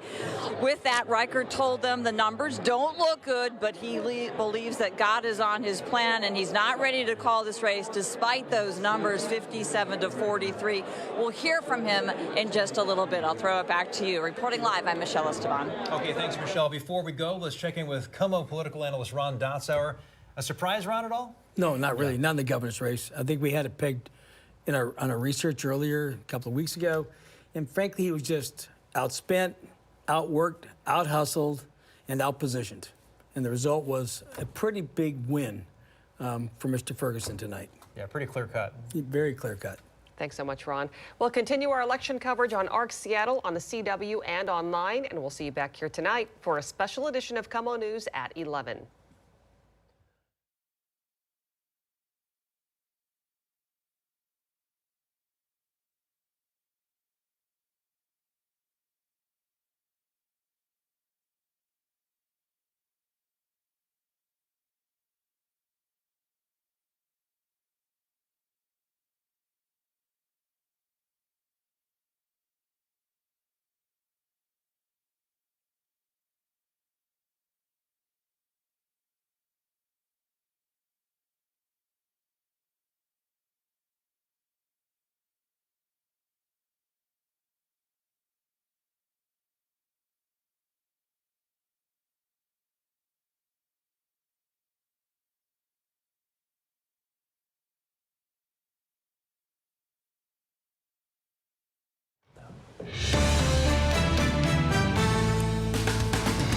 And right now we are getting a clearer idea of the political landscape of our state and our nation. Thank you for joining us. This special election night coverage on KOMOnews.com. I'm Mary Naum. And I'm Preston Phillips. KOMO political analyst Ron Dotzauer is with us as we break down all the races. We have crews around Western Washington at watch parties and political events as votes come in. We're also keeping track of the balance of power in Congress tonight. But first, let's get back to the race the world is watching, the race to choose the next president of the United States. This is a live look right now at the popular vote. Currently, Trump ahead 51% compared to Harris 47%.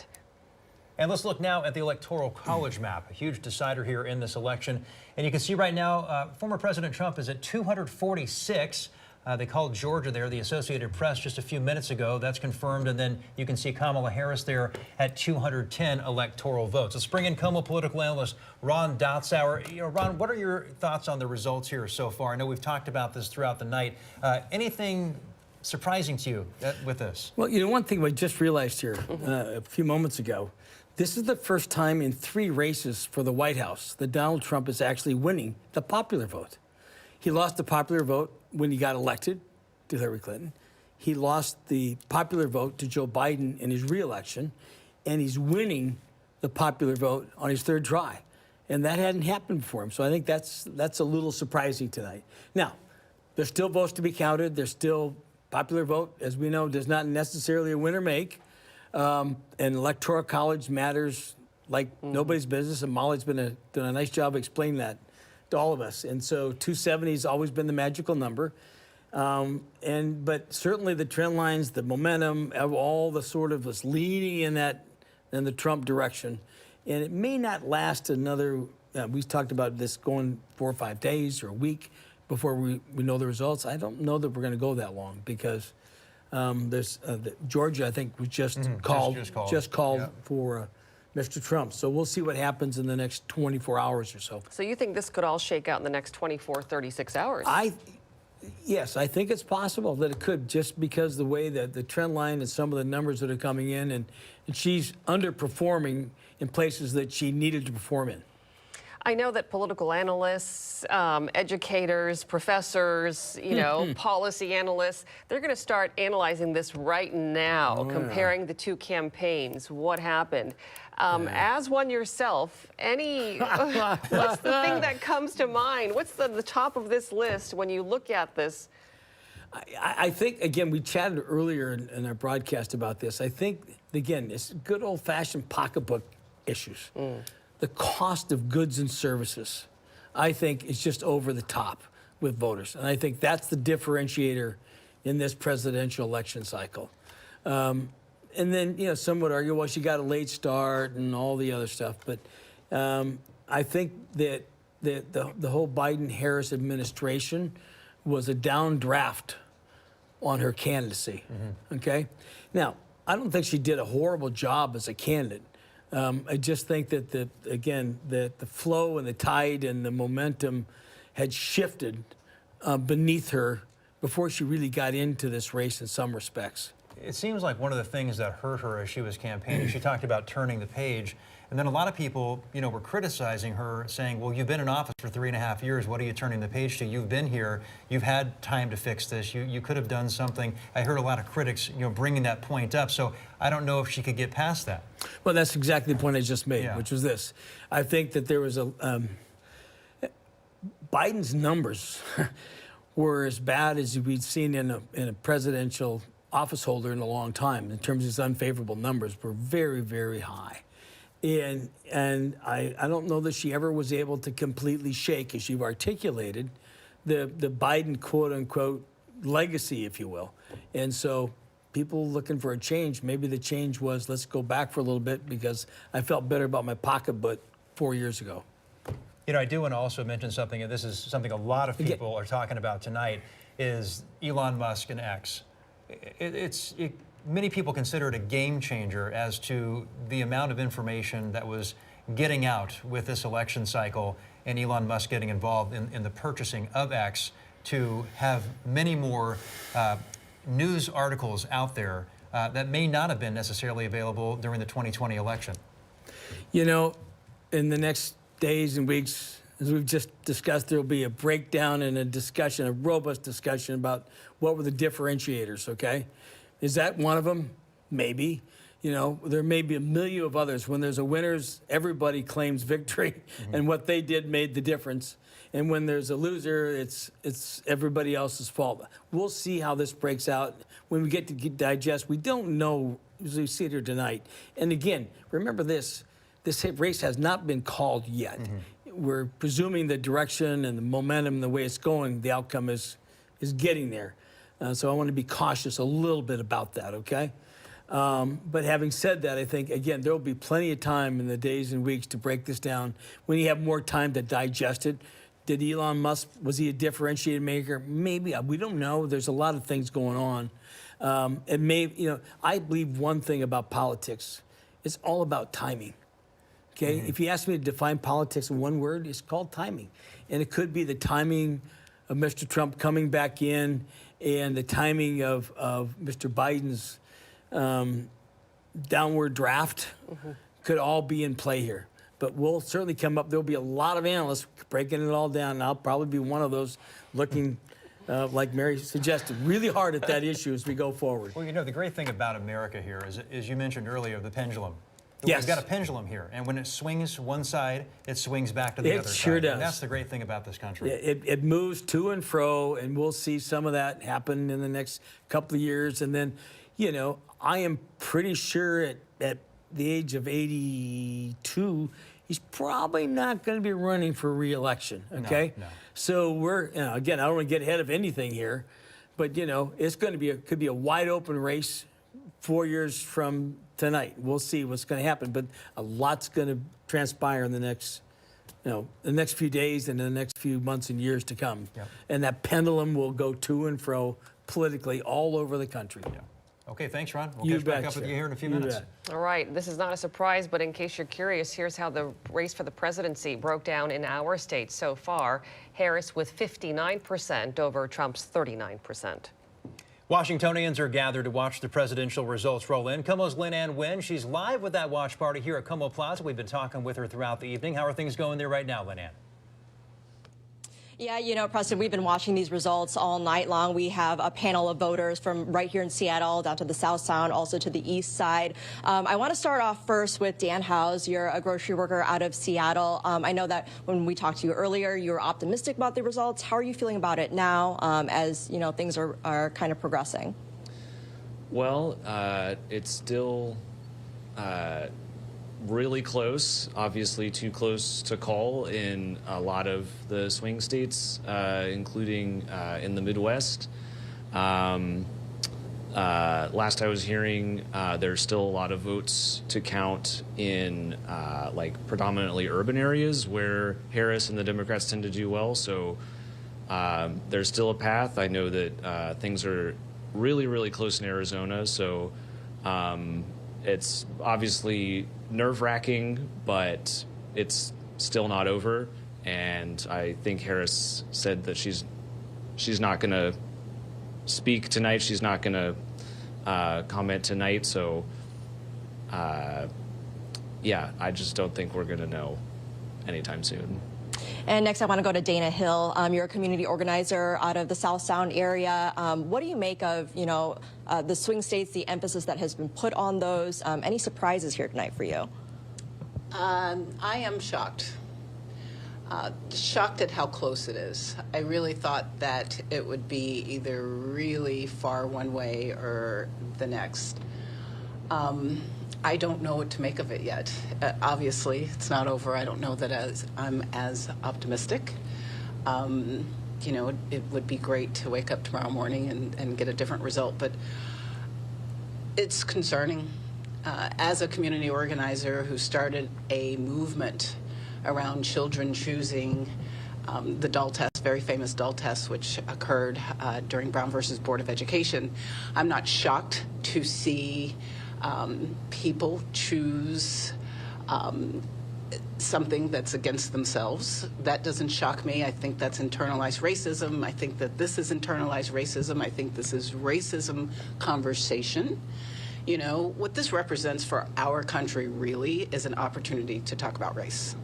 And as the founder of the Black Doll Affair, I think that I'm looking forward to waking up tomorrow morning and really seeing what Americans have to say about what we saw tonight. I worry if this was a choice of the right choice, or was this a fear for the other choice? My grandfather was born in 1919, and so when he was a little boy, he walked to school and worried about his friends being lynched.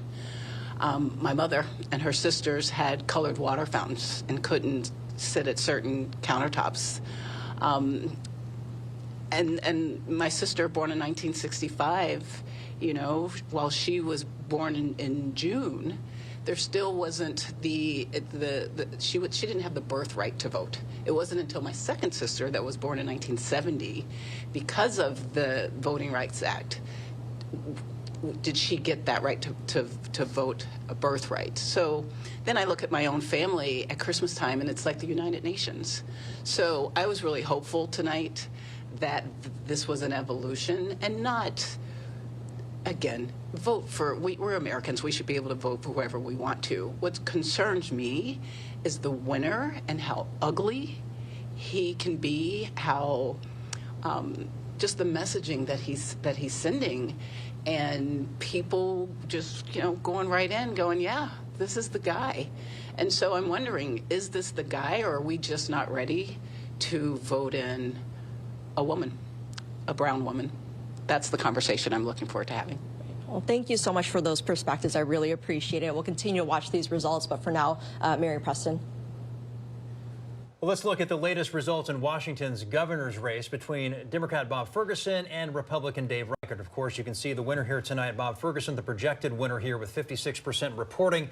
56% he has also over Republican Dave Reichert's 44%. We have team coverage on the governor's race. KOMO's Michelle Esteban standing by with Republican candidate Dave Reichert's campaign. But we want to start with KOMO senior reporter Chris Daniels, who was with Attorney General Bob Ferguson's campaign this evening. Chris?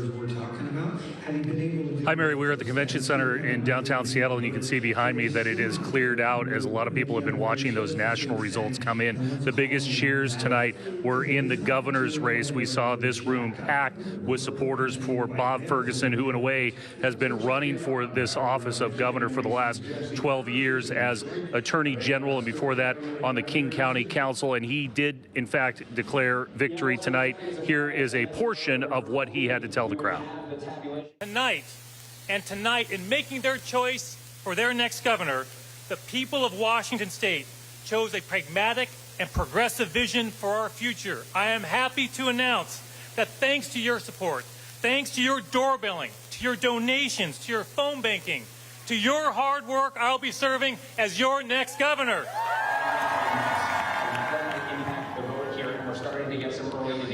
He also talked on this stage before a room of anxious Democrats that if, in fact, Donald Trump does become president again, he believes he is in the best position to fight for the state of Washington, in his words. And his apparent win tonight also shows, again, the strength of King County. He defeated Dave Reichert 3-1 in King County, showing how tough it is for a Republican to win a statewide office. We tried to get to Bob Ferguson after he left the stage, and we are told he has left the building, expected to address the media tomorrow. But that's the story for now. Here in downtown Seattle, back to you, Mary and Preston. Okay, thanks, Chris. Now let's get over to KOMO's Michelle Esteban. She's live with Republican Dave Reichert's team tonight. Michelle?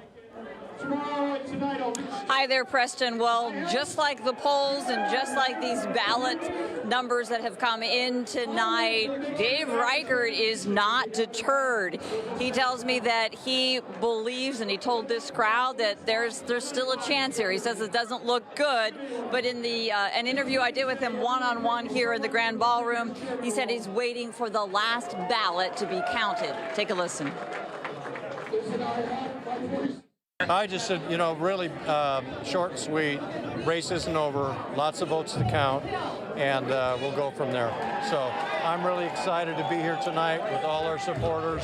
There's a lot of excited people here still. They still have hope. They still have faith.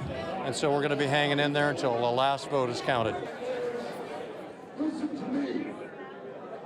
The crowd broke into applause when he came into this room and started chanting USA. Still a really big crowd here, buoyed by what they're seeing on the national level, feeling very confident about Donald Trump.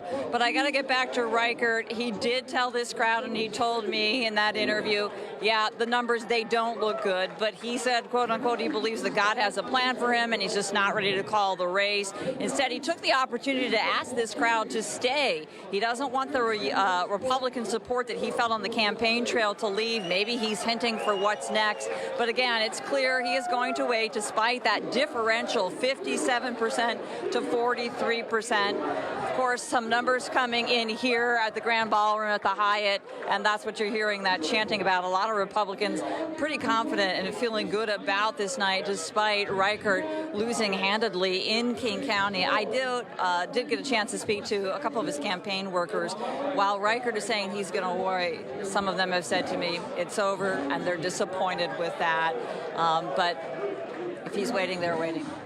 Throw it back to you. Reporting live, I'm Michelle Esteban, KOMO News. Okay, thanks, Michelle. KOMO's Ryan Sims is live tonight with how local residents are reacting to the gubernatorial race. Ryan?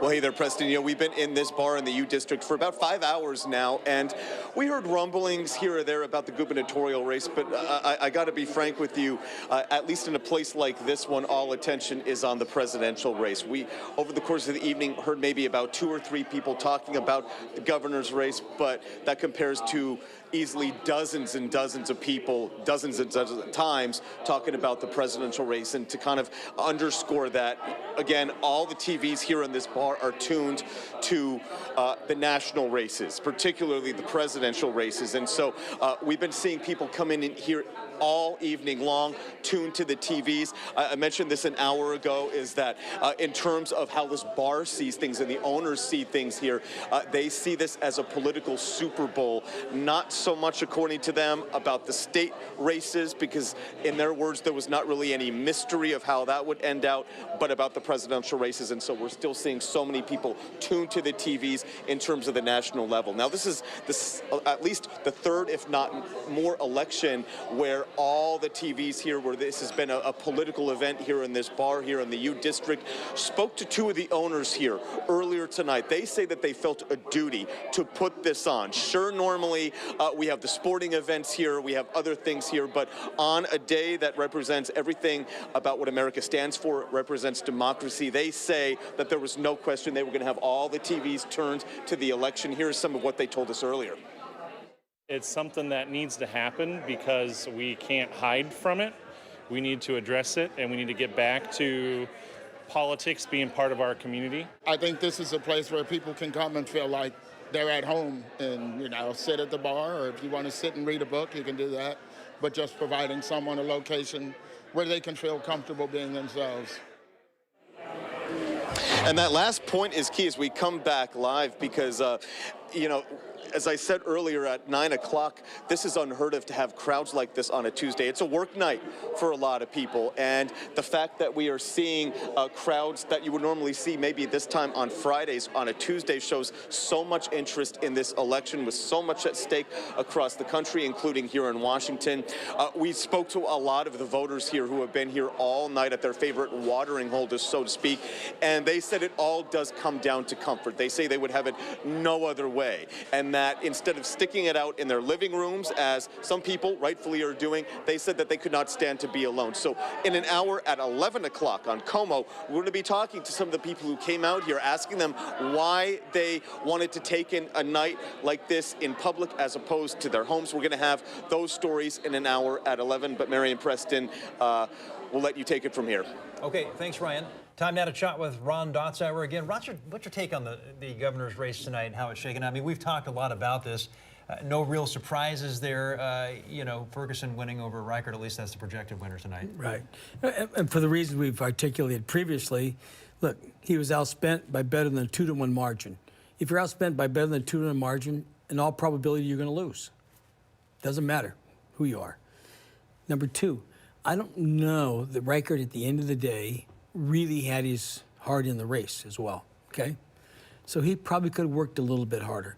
But the numbers were also against him, okay? The state of Washington has become a very, very blue state. Then he had the albatross. Even if Trump is elected president, in Washington state, Kamala Harris actually outperformed Joe Biden's numbers of 4 years ago. She had a 20-point margin over Trump in the state. And so he had that albatross, political albatross, around his neck. And lastly, as importantly as anything else, his position and his votes on a women's rights to choose. He never, ever got away from that. And Bob Ferguson's campaign did a great job of what I like to say in politics as putting a bell on that cow, okay, and rang pretty loudly with voters in Washington State. Yeah.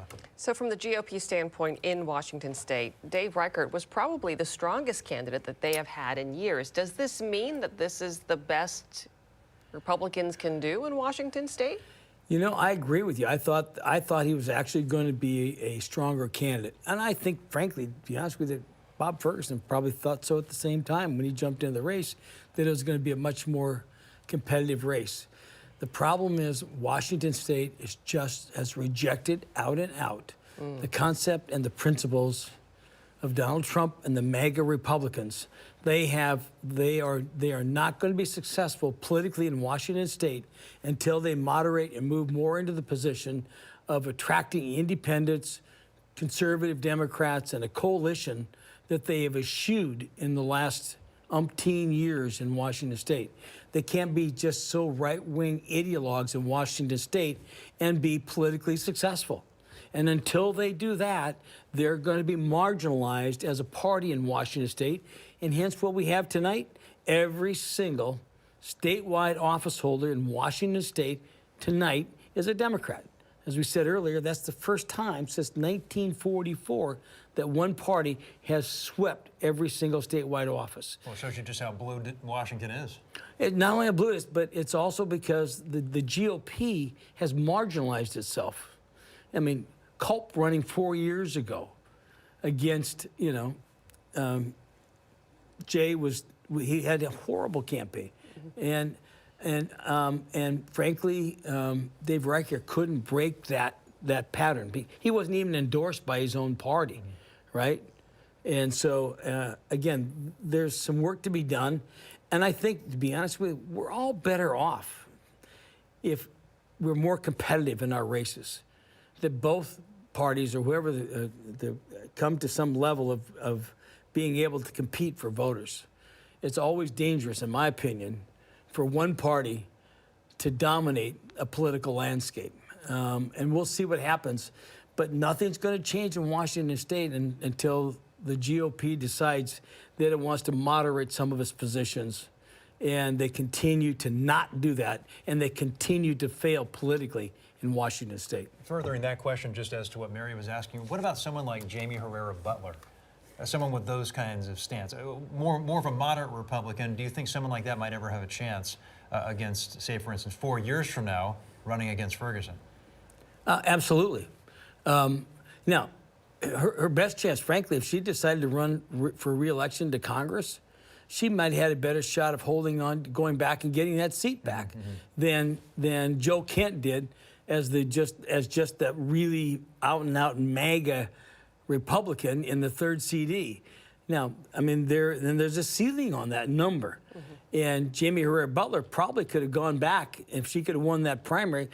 It could have been a different outcome in the general election because she is much more moderate and is not as ideological and right-wingish, if you will, as Joe Kent is. So yes, there's certainly room and there's opportunities for that to happen in Washington State, and it used to be that way.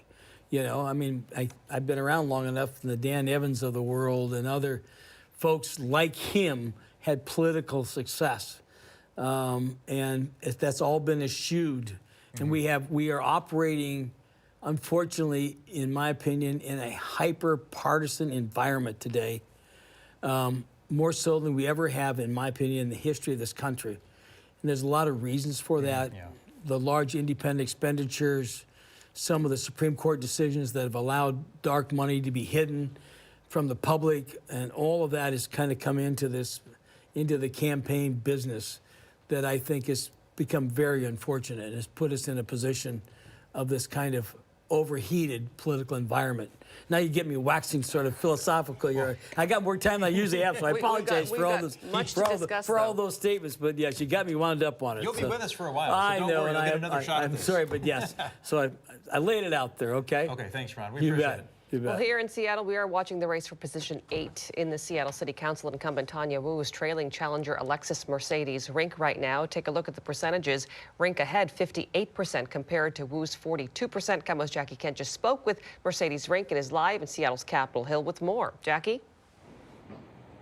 And Mary, her watch party just wrapped up here at St. John's Bar, where Mercedes Rink gave a victory speech as she maintains that wide lead over incumbent Tanya Wu. She says her team will continue to watch the numbers, but for now, they are celebrating. Let's take a look at this race so far. We spent a lot of time talking to voters about what they want out of their city council. Most agree that tackling crime and the fentanyl crisis are top of mind. Mercedes Rink is endorsed by every Seattle area Democratic Party organization, as well as many labor groups. She says her upbringing and her family's struggles mirrored many challenges that we see in Seattle, including parents caught up in gang violence, substance abuse, and homelessness. After learning of these early election results, Mercedes Rink tells me she's confident she can secure this win, and she's ready to tackle key initiatives like public safety and affordable housing. I'm so excited and ready to be able to serve the city, and that our message about fighting for a Seattle that works for everyone and really focused on addressing affordability challenges, improving community safety, and investing for our future. Earlier tonight, we were at Tanya Wu's family restaurant that's been in the Chinatown International District for 50 years. The small business owner thanked her supporters, including her closest family and friends and current city council members. She also acknowledged this race is not over. She is endorsed by the Seattle Firefighters Union and many businesses. We'll hear from her coming up in the next hour. We have posted both full candidate interviews at KOMOnews.com, so you can check those out for yourself. Of course, we are monitoring these numbers. We'll keep you updated on air and online. For now, live on Capitol Hill, Jackie Kent, KOMO News. Jackie, thank you. And this has been a big year for changes for the Seattle City Council. Ron, let's bring you back in. We talked about this a little bit earlier, but we're kind of zooming in a microscope level, the Seattle City Council race. The council has drastically changed. So what's the message that voters are sending? Well, they've sent a very clear message in the last election cycle. They wanted moderation on the council. They wanted a commitment to public safety. And I think the majority of that council is still there. I think it's going to be sort of interesting in this. It looks like she's won the election, but her opponent, Wu, was endorsed by every council member. Right. And that's going to be a little bit awkward when she shows up at the council meetings initially. And so there's going to have to be a lot of kissing and making up there amongst the council members. And they're going to have to practice some politics of inclusion here. But ideologically, I think she tends to be a little bit more on the left of center spectrum, and the new council is much more, I think, moderate in tone. So it'll be interesting to see how she meshes with this council, because she'll be in the minority in terms of her ideological bent, okay? And it's interesting to see as the council kind of goes more moderate in trying to get rid of crime on Aurora Avenue and those kinds of places, whether she'll really have her kind of voice being used in that council as to where the majority lies. It depends upon how vitriolic she becomes. If she is who she is, she can't give up her values, right? But there's ways to work with other council members in a collaborative fashion so that she can have a space to operate in, okay? And if she comes in with high, sharp elbows, that space may close in on her pretty tightly. If she comes in and says, look, I appreciate that, you all endorsed my opponent, but I want to find ways for us to work together. We have some common interests. We need to solve some problems here in the city of Seattle, and they're here. And she does that with an open heart and an open mind, then things will work themselves out. So it's a matter about how her demeanor is when she walks in early on and starts having those conversations with the other council members. Yeah. Also in Seattle, well, she's going to be able to set that tone, okay? Her behavior will have a major impact in how she's going to be able to work within the council concept. Sorry. Also in Seattle, voters deciding on that new property tax levy renewal for transportation. We're going to look at those results right now. This is a pretty big difference in the yes versus no votes. You got 67% saying yes and 33% saying no. We're going to go now to KOMO's Joel Moreno. He's live in Seattle with the very latest on this. Joel? Yeah, Preston, although it is starting to thin out right now, we had a very exuberant crowd cheering on this property tax measure. And given those early results that you just read off, well, these supporters of this transportation measure feel like they got this in the bag. Now, Prop 1, it is a $1.5 billion tax levy that would replace an expiring levy. Now, it's going to pave roads, fix bridges, make bus service more reliable, and help upgrade the bicycle network. It promises to deliver a lot, but it is going to be expensive for the owner of a median-priced home in Seattle, which is about $800,000. It will be $520 a year. That's about $250 more than what people are currently paying. And this cost, it will be passed on to renters as well. We asked the mayor of Seattle about that. Are you worried about the affordability of this measure? I'm always worried about the affordability. We work hand in hand with people that are on fixed income, that have limited means, and so working with our county and making sure people are eligible for discounts, we are always looking at how we can make this city more affordable. This levy has so many safety projects that are so important. We've seen traffic deaths rising every year, and even though we've been working hard to decrease them, and it really takes a lot of investment on our most dangerous streets, and this levy really commits to safety. Well, the crowd here tonight wants to see more options for transit, options that don't necessarily involve driving. Prop 1, it could make some transformational changes to how people get around the city, but at the cost of the city's largest levy in Seattle history. Now, there are a number of projects that this levy will not touch. And at some point, those roads and bridges are going to need their own funding to get that maintenance done, something the levy does not address. We'll keep talking to people, and we'll have more updates coming up on KOMO News at 11 o'clock. Joel, thank you very much. And it's not just Seattle. Voters in Snohomish County and Tacoma are voting on propositions. Let's get over to Molly Shin at the election desk with the very latest on that, Molly. Preston and Mary, it's obviously a really tough time to be asking people for money. There's so much concern about the economy and inflation. So it's interesting to see Prop 1 in Seattle doing so well. Let's look at the similarly named Proposition 1 in Tacoma. Now, this is a plea from the fire department. They were telling voters that they need the fire department to grow as both the population in Tacoma Tacoma grows, and also they try to expand their services. They also said that their fire stations, 85% of those facilities they describe as in poor or critical condition, so they're asking for more money through a property tax increase, and you can see the numbers right there. So far, it's being rejected tonight at 54%. Now, a similar story up in Snohomish County. They also pointed to their growing population and the priorities that voters have to address crime, violence, and substance abuse. And so they were asking for a 2 cents on $10 sales tax increase.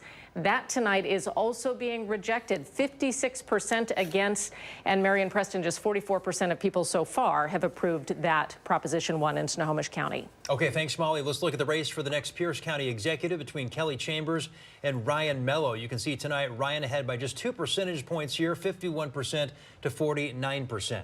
And voters in Pierce County are also choosing between Keith Swank and Patty Jackson for their next Pierce County sheriff. And right now it appears that Swank is ahead 52% to 48%. KOMO's Jeremy Harris is live in Tacoma right now with the latest on that. Jeremy? Yeah, Mary, we certainly knew this was going to be a close race for Pierce County Sheriff. Tonight there are 10,000 votes separating Keith Swank and Patty Jackson. That is way too close to declare a winner tonight. So both candidates say they're going to be waiting for those additional ballot drops to come over the next few days. We were able to catch up with both candidates at their respective parties tonight. There's really a lot on the line here because the Pierce County Sheriff's Department is one of the largest law enforcement agencies in the state of Washington, and this is the job that will run that department for the next 4 years. Both candidates hoping they have done a good job of convincing voters. Here's what they told us after the initial ballot returns tonight. 100% right behind whatever the community decides. That's what the community decides, and I respect Pierce County because together is what we move forward with. There's a bunch of votes out there left still. I don't know how many is out there. A lot of people are dropping off ballots today, so Friday we'll have a good look at, we'll be able to tell pretty much who is in the lead. Yeah, part of the issue here, a lot of folks were voting right up to the very last minute. We were checking some of the ballot boxes here in the Tacoma area, and there were lines of cars right up to that 8 o'clock deadline of when they could drop their ballots in. So that means the folks at the election office are really going to have a lot of work ahead of them getting those ballots counted, tabulated, and the candidates are expecting that at some point, maybe tomorrow afternoon, they'll get the next batch, and we'll see if it starts to swing that vote. For right now, though, Keith Swank is in the lead. He's the outsider, former Seattle cop who pitched himself as somebody who could come in and fix what he perceived as problems in the department. Patty Jackson, she's been at the Sheriff's Department for over 30 years. She's much the insider, has the endorsement of current Sheriff Ed Troyer. We'll see maybe sometime in the next few days who comes out ahead of it. Reporting live in Tacoma, Jeremy Harris, KOMO News. Okay, thanks, Jeremy. Now let's take a look at the race for Washington Senate seat. Incumbent Maria Cantwell going up against Republican Raul Garcia. You can see there's a huge difference here between the two. Maria Cantwell leading by 20%. Ballot security is top of mind during the lead up to Election Day and throughout the ballot counting process. KOMO's Hannah Knowles is live at the King County Election Headquarters with more on that. Hannah?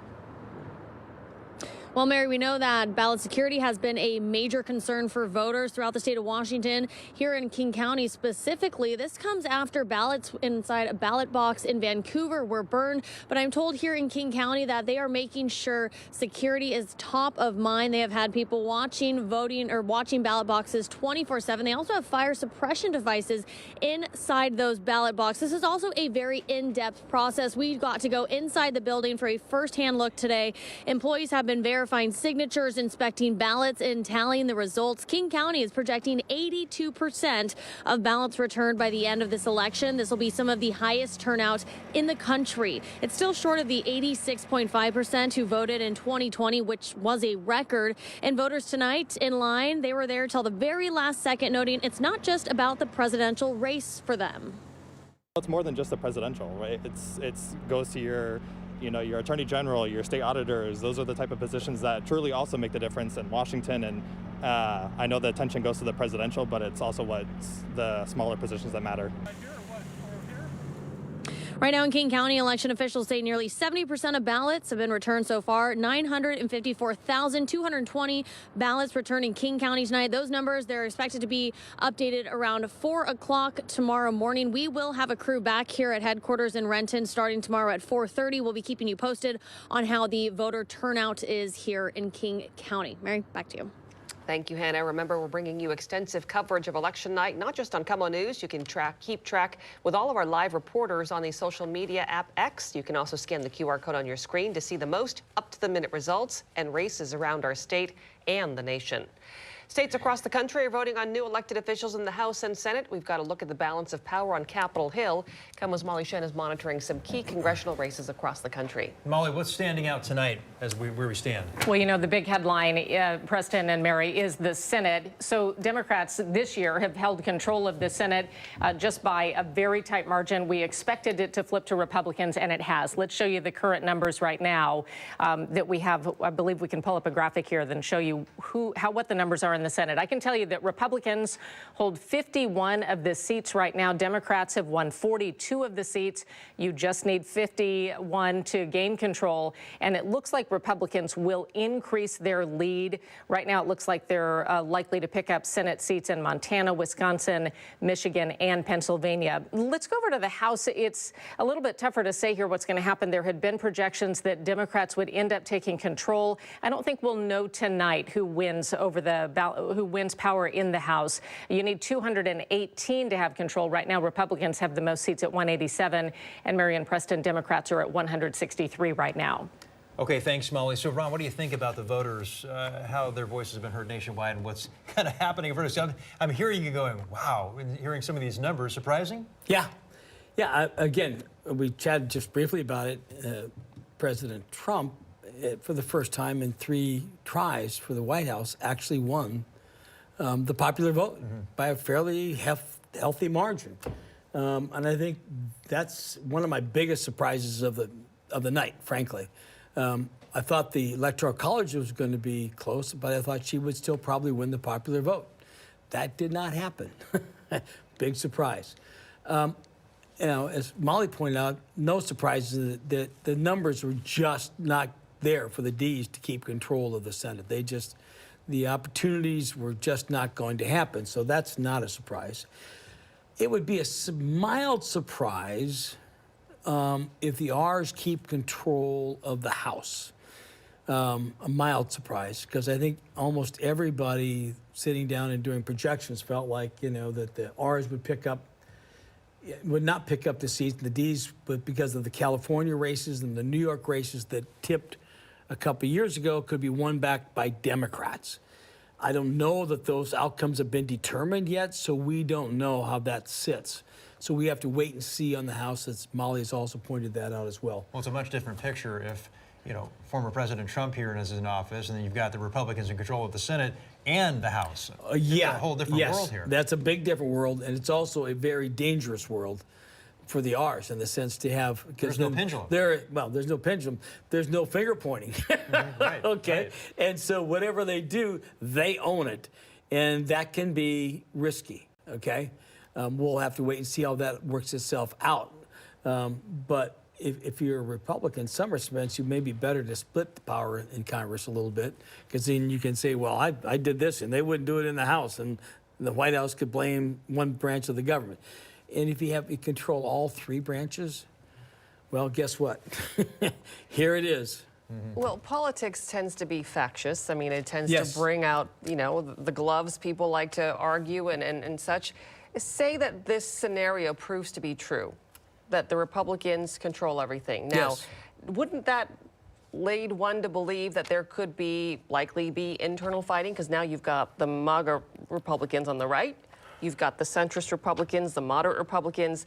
It's not exactly one big happy family. Well, you just take a look for the last 2 to 4 years in the Republican-controlled House of Representatives. They had to go forever just to elect a new speaker. They took, without Democratic votes, a lot of things wouldn't have happened in the House of Representatives, okay? And so the fractures will be there, and they may be more dynamic if you control all 3 branches of the government. So there will be some significant power plays that could become even more disruptive. I mean, we'll see. I mean, there's an opportunity if they want to govern and you want to, you know, make some changes and you want to figure out how to work together. That has not happened in the House. The question will be what's going to happen in the Senate, or is there going to be a new leader in the Senate, right? So Mitch McConnell has said, sayonara, I'm ready to move on. We'll have to see who that new leader is going to be. There's going to be an election somewhere in December. And can he or she, probably he it looks like, coalesce that group in the Senate? But Senate is a whole different thing. And because, as I said earlier, you can get deals done. You can work with individuals and you can work on policy stuff. Not so much in the House. All right, Ron, thank you very much. You bet. So here are the latest results for the race for the next Public Lands Commissioner. This has been a big one here, and you can see Dave Upthgrove here with about a 6% lead over Jamie Herrera Butler, so 53% here to 47%. KOMO's Lee Stahl has been tracking that race. She is live tonight with the very latest on that. Lee? Yeah, Preston, this has been an interesting one because the primary was so close. In fact, Upthgrove only made it to November by less than 50 votes. The commissioner controls about 6 million acres of public land across Washington. Take a listen to some of his priorities. Yep, I've proposed the creation of a new clean energy trust to help us deploy the solar and the wind energy in our state in ways that can avoid conflicts with tribes and protected areas, and in doing so generate some money for the state to put back into those rural communities. We've set a goal of having all of our energy from clean energy sources by 2045. I want to help make sure we meet that. Another area that impacts climate is I want to improve our forest practices to make sure that some of our older, more mature forests that store the most carbon and have the most biodiversity are not destroyed. And that actually might be a big issue, that your stance on mature forests, on protecting them, might be a divisive issue for communities that depend on maybe mill money. What would you say to people in those situations? The good news is we can improve our management of these public lands and still nurture rural economies, create jobs, and fully fund public services. We do it by harvesting other parcels. And there are other trees suitable to harvest in every one of these jurisdictions. And in the long term, we can implement other smart reforms to make sure that we're fully funding our public services like our schools. Now, one other priority, Upthgrove said that he was a Boy Scout and he wants to increase recreational opportunities on state lands. And there are several other statewide races, offices up for election tonight. Molly Shen is tracking those results from the election desk. Molly? We have a lot to watch tonight. It's actually a good night in a lot of these races for the incumbents, Mary and Preston. First, though, I want to go to one that'll be a new person holding the office. That is Attorney General, because, of course, we know Bob Ferguson, our current Attorney General, has won the election for governor tonight. This race has been called for Nick Brown, 56%, so he is the next Washington State Attorney General. The next race we have to look at for you is Washington Lieutenant Governor. Danny Heck holds on to his job. He's the incumbent, and he has 57% of the vote tonight. Also an incumbent, Steve Hobbs, Washington Secretary of State, has a commanding win here at 60% over his challenger, Dale Whitaker. Next race we're looking at is Washington State Treasurer, and Mike Pellicciati has 58% of the vote. Again, voters in Washington have stuck with the incumbent who was running for re-election. Next race we're checking out, Washington State Auditor Pat McCarthy has 59% of the vote over Matt Hawkins. McCarthy is, again, the incumbent. So Washington voters really sticking with many of the same state leaders that we have had. And that goes for the Office of the Superintendent of Public Instruction as well, where Chris Rakedahl has 54% of the vote tonight over his challenger, David Olson. And let's check out this race as well. Washington Insurance Commissioner, we've called this race for Patty Kuderer. She has 57% over Phil Fortunato. Molly, thank you. And sticking with statewide elections, here's a look at the ballot initiatives that voters are deciding on. State Initiative 2066 would repeal or ban laws that discourage natural gas use and or promote electrification.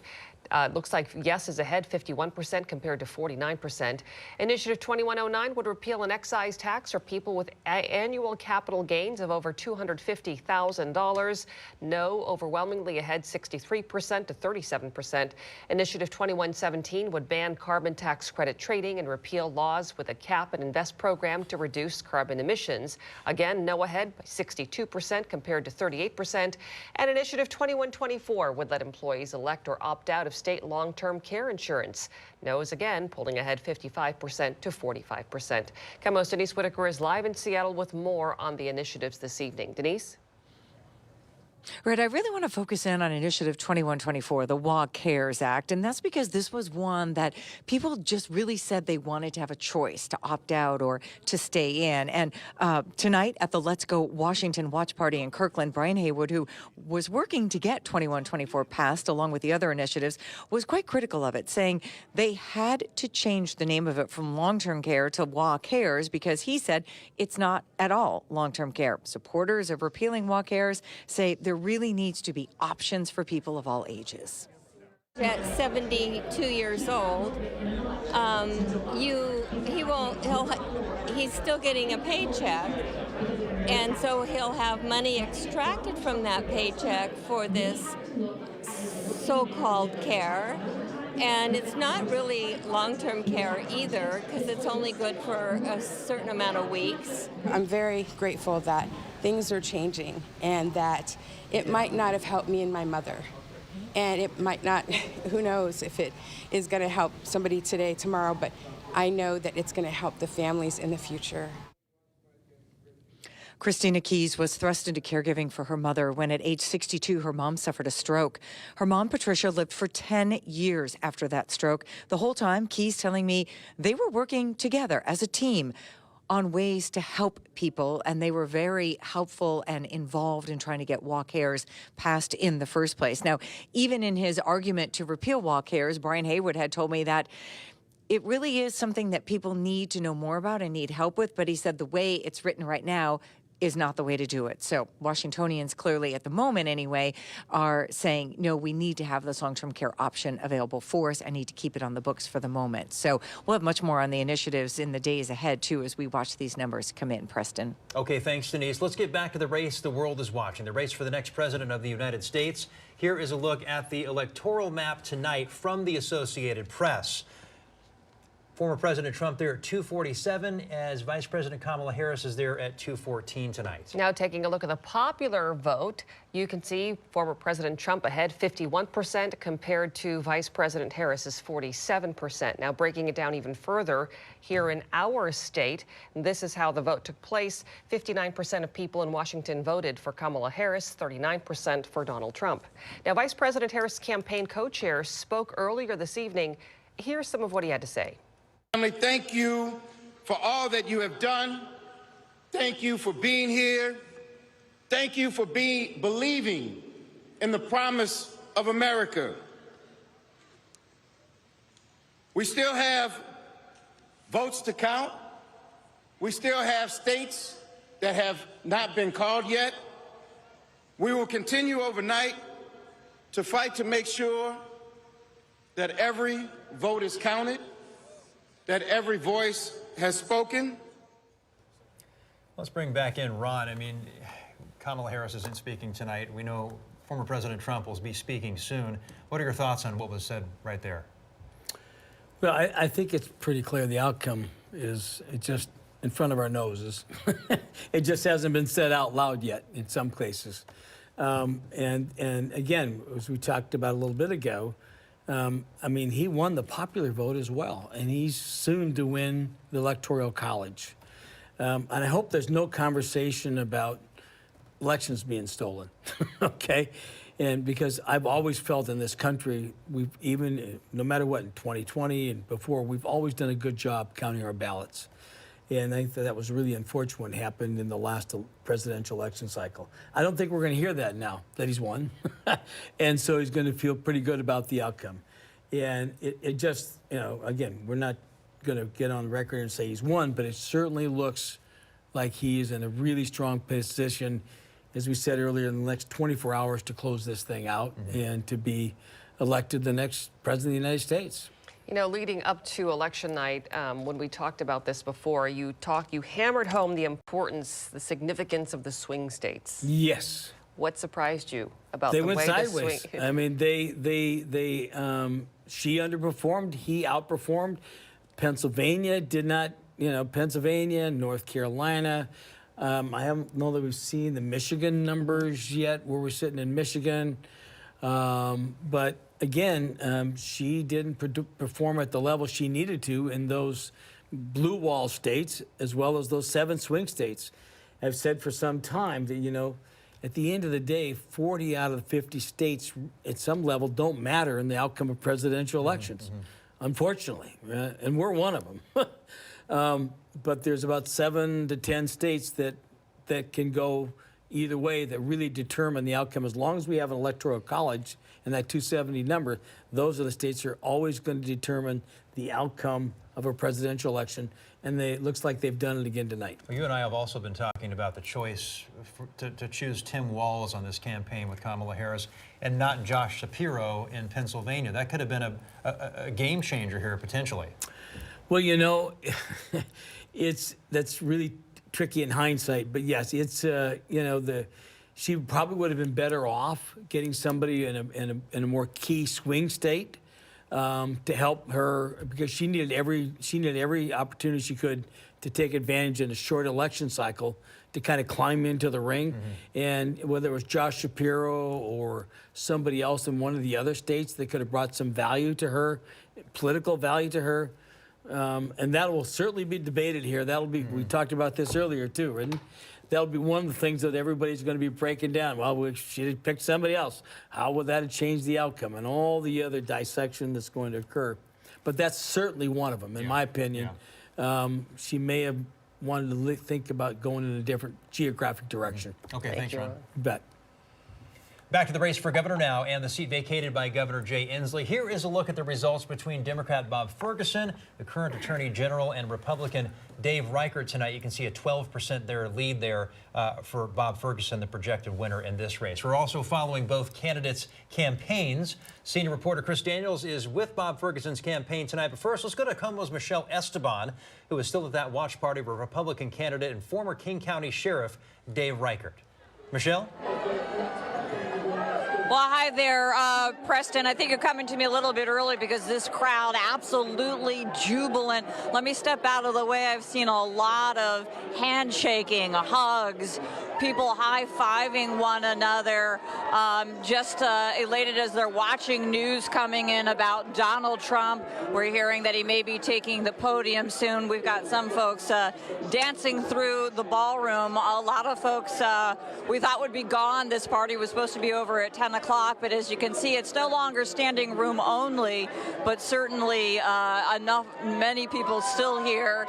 And you could probably hear over my voice some of the folks that are continuing to cheer, feeling very good about Donald Trump tonight. And I can tell you that they were hoping that Dave Reichert, of course, would take the governor's mansion.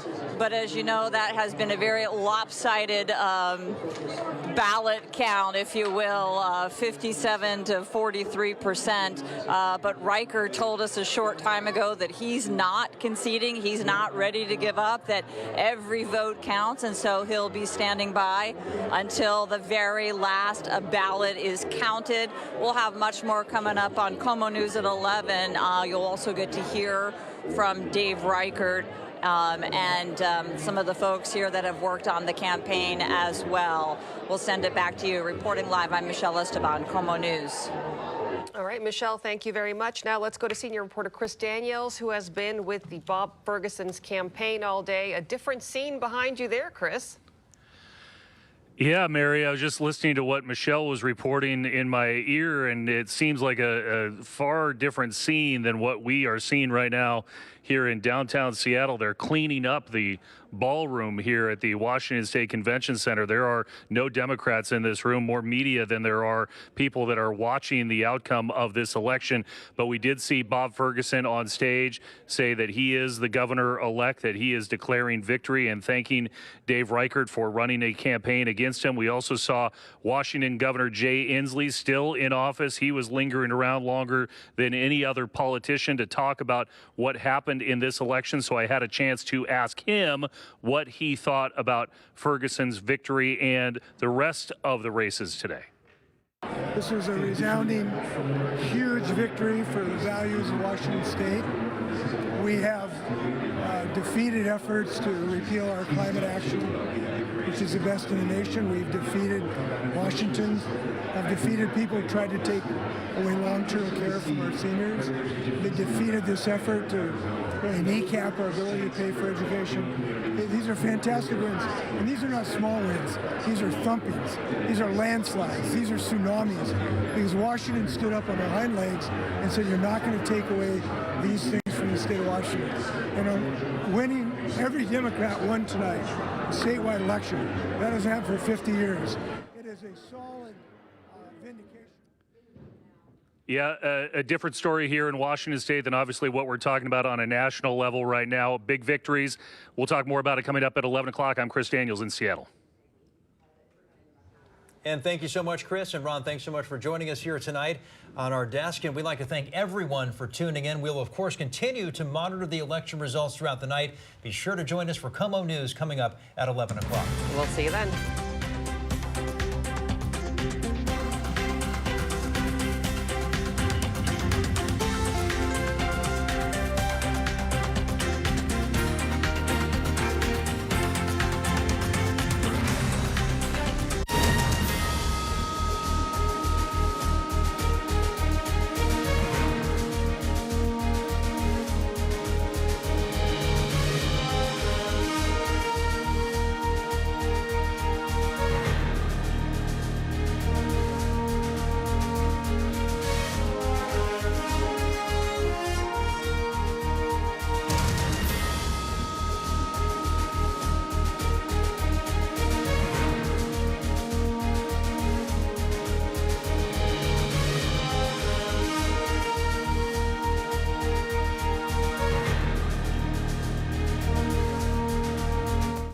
In all kinds of institutions, including the media.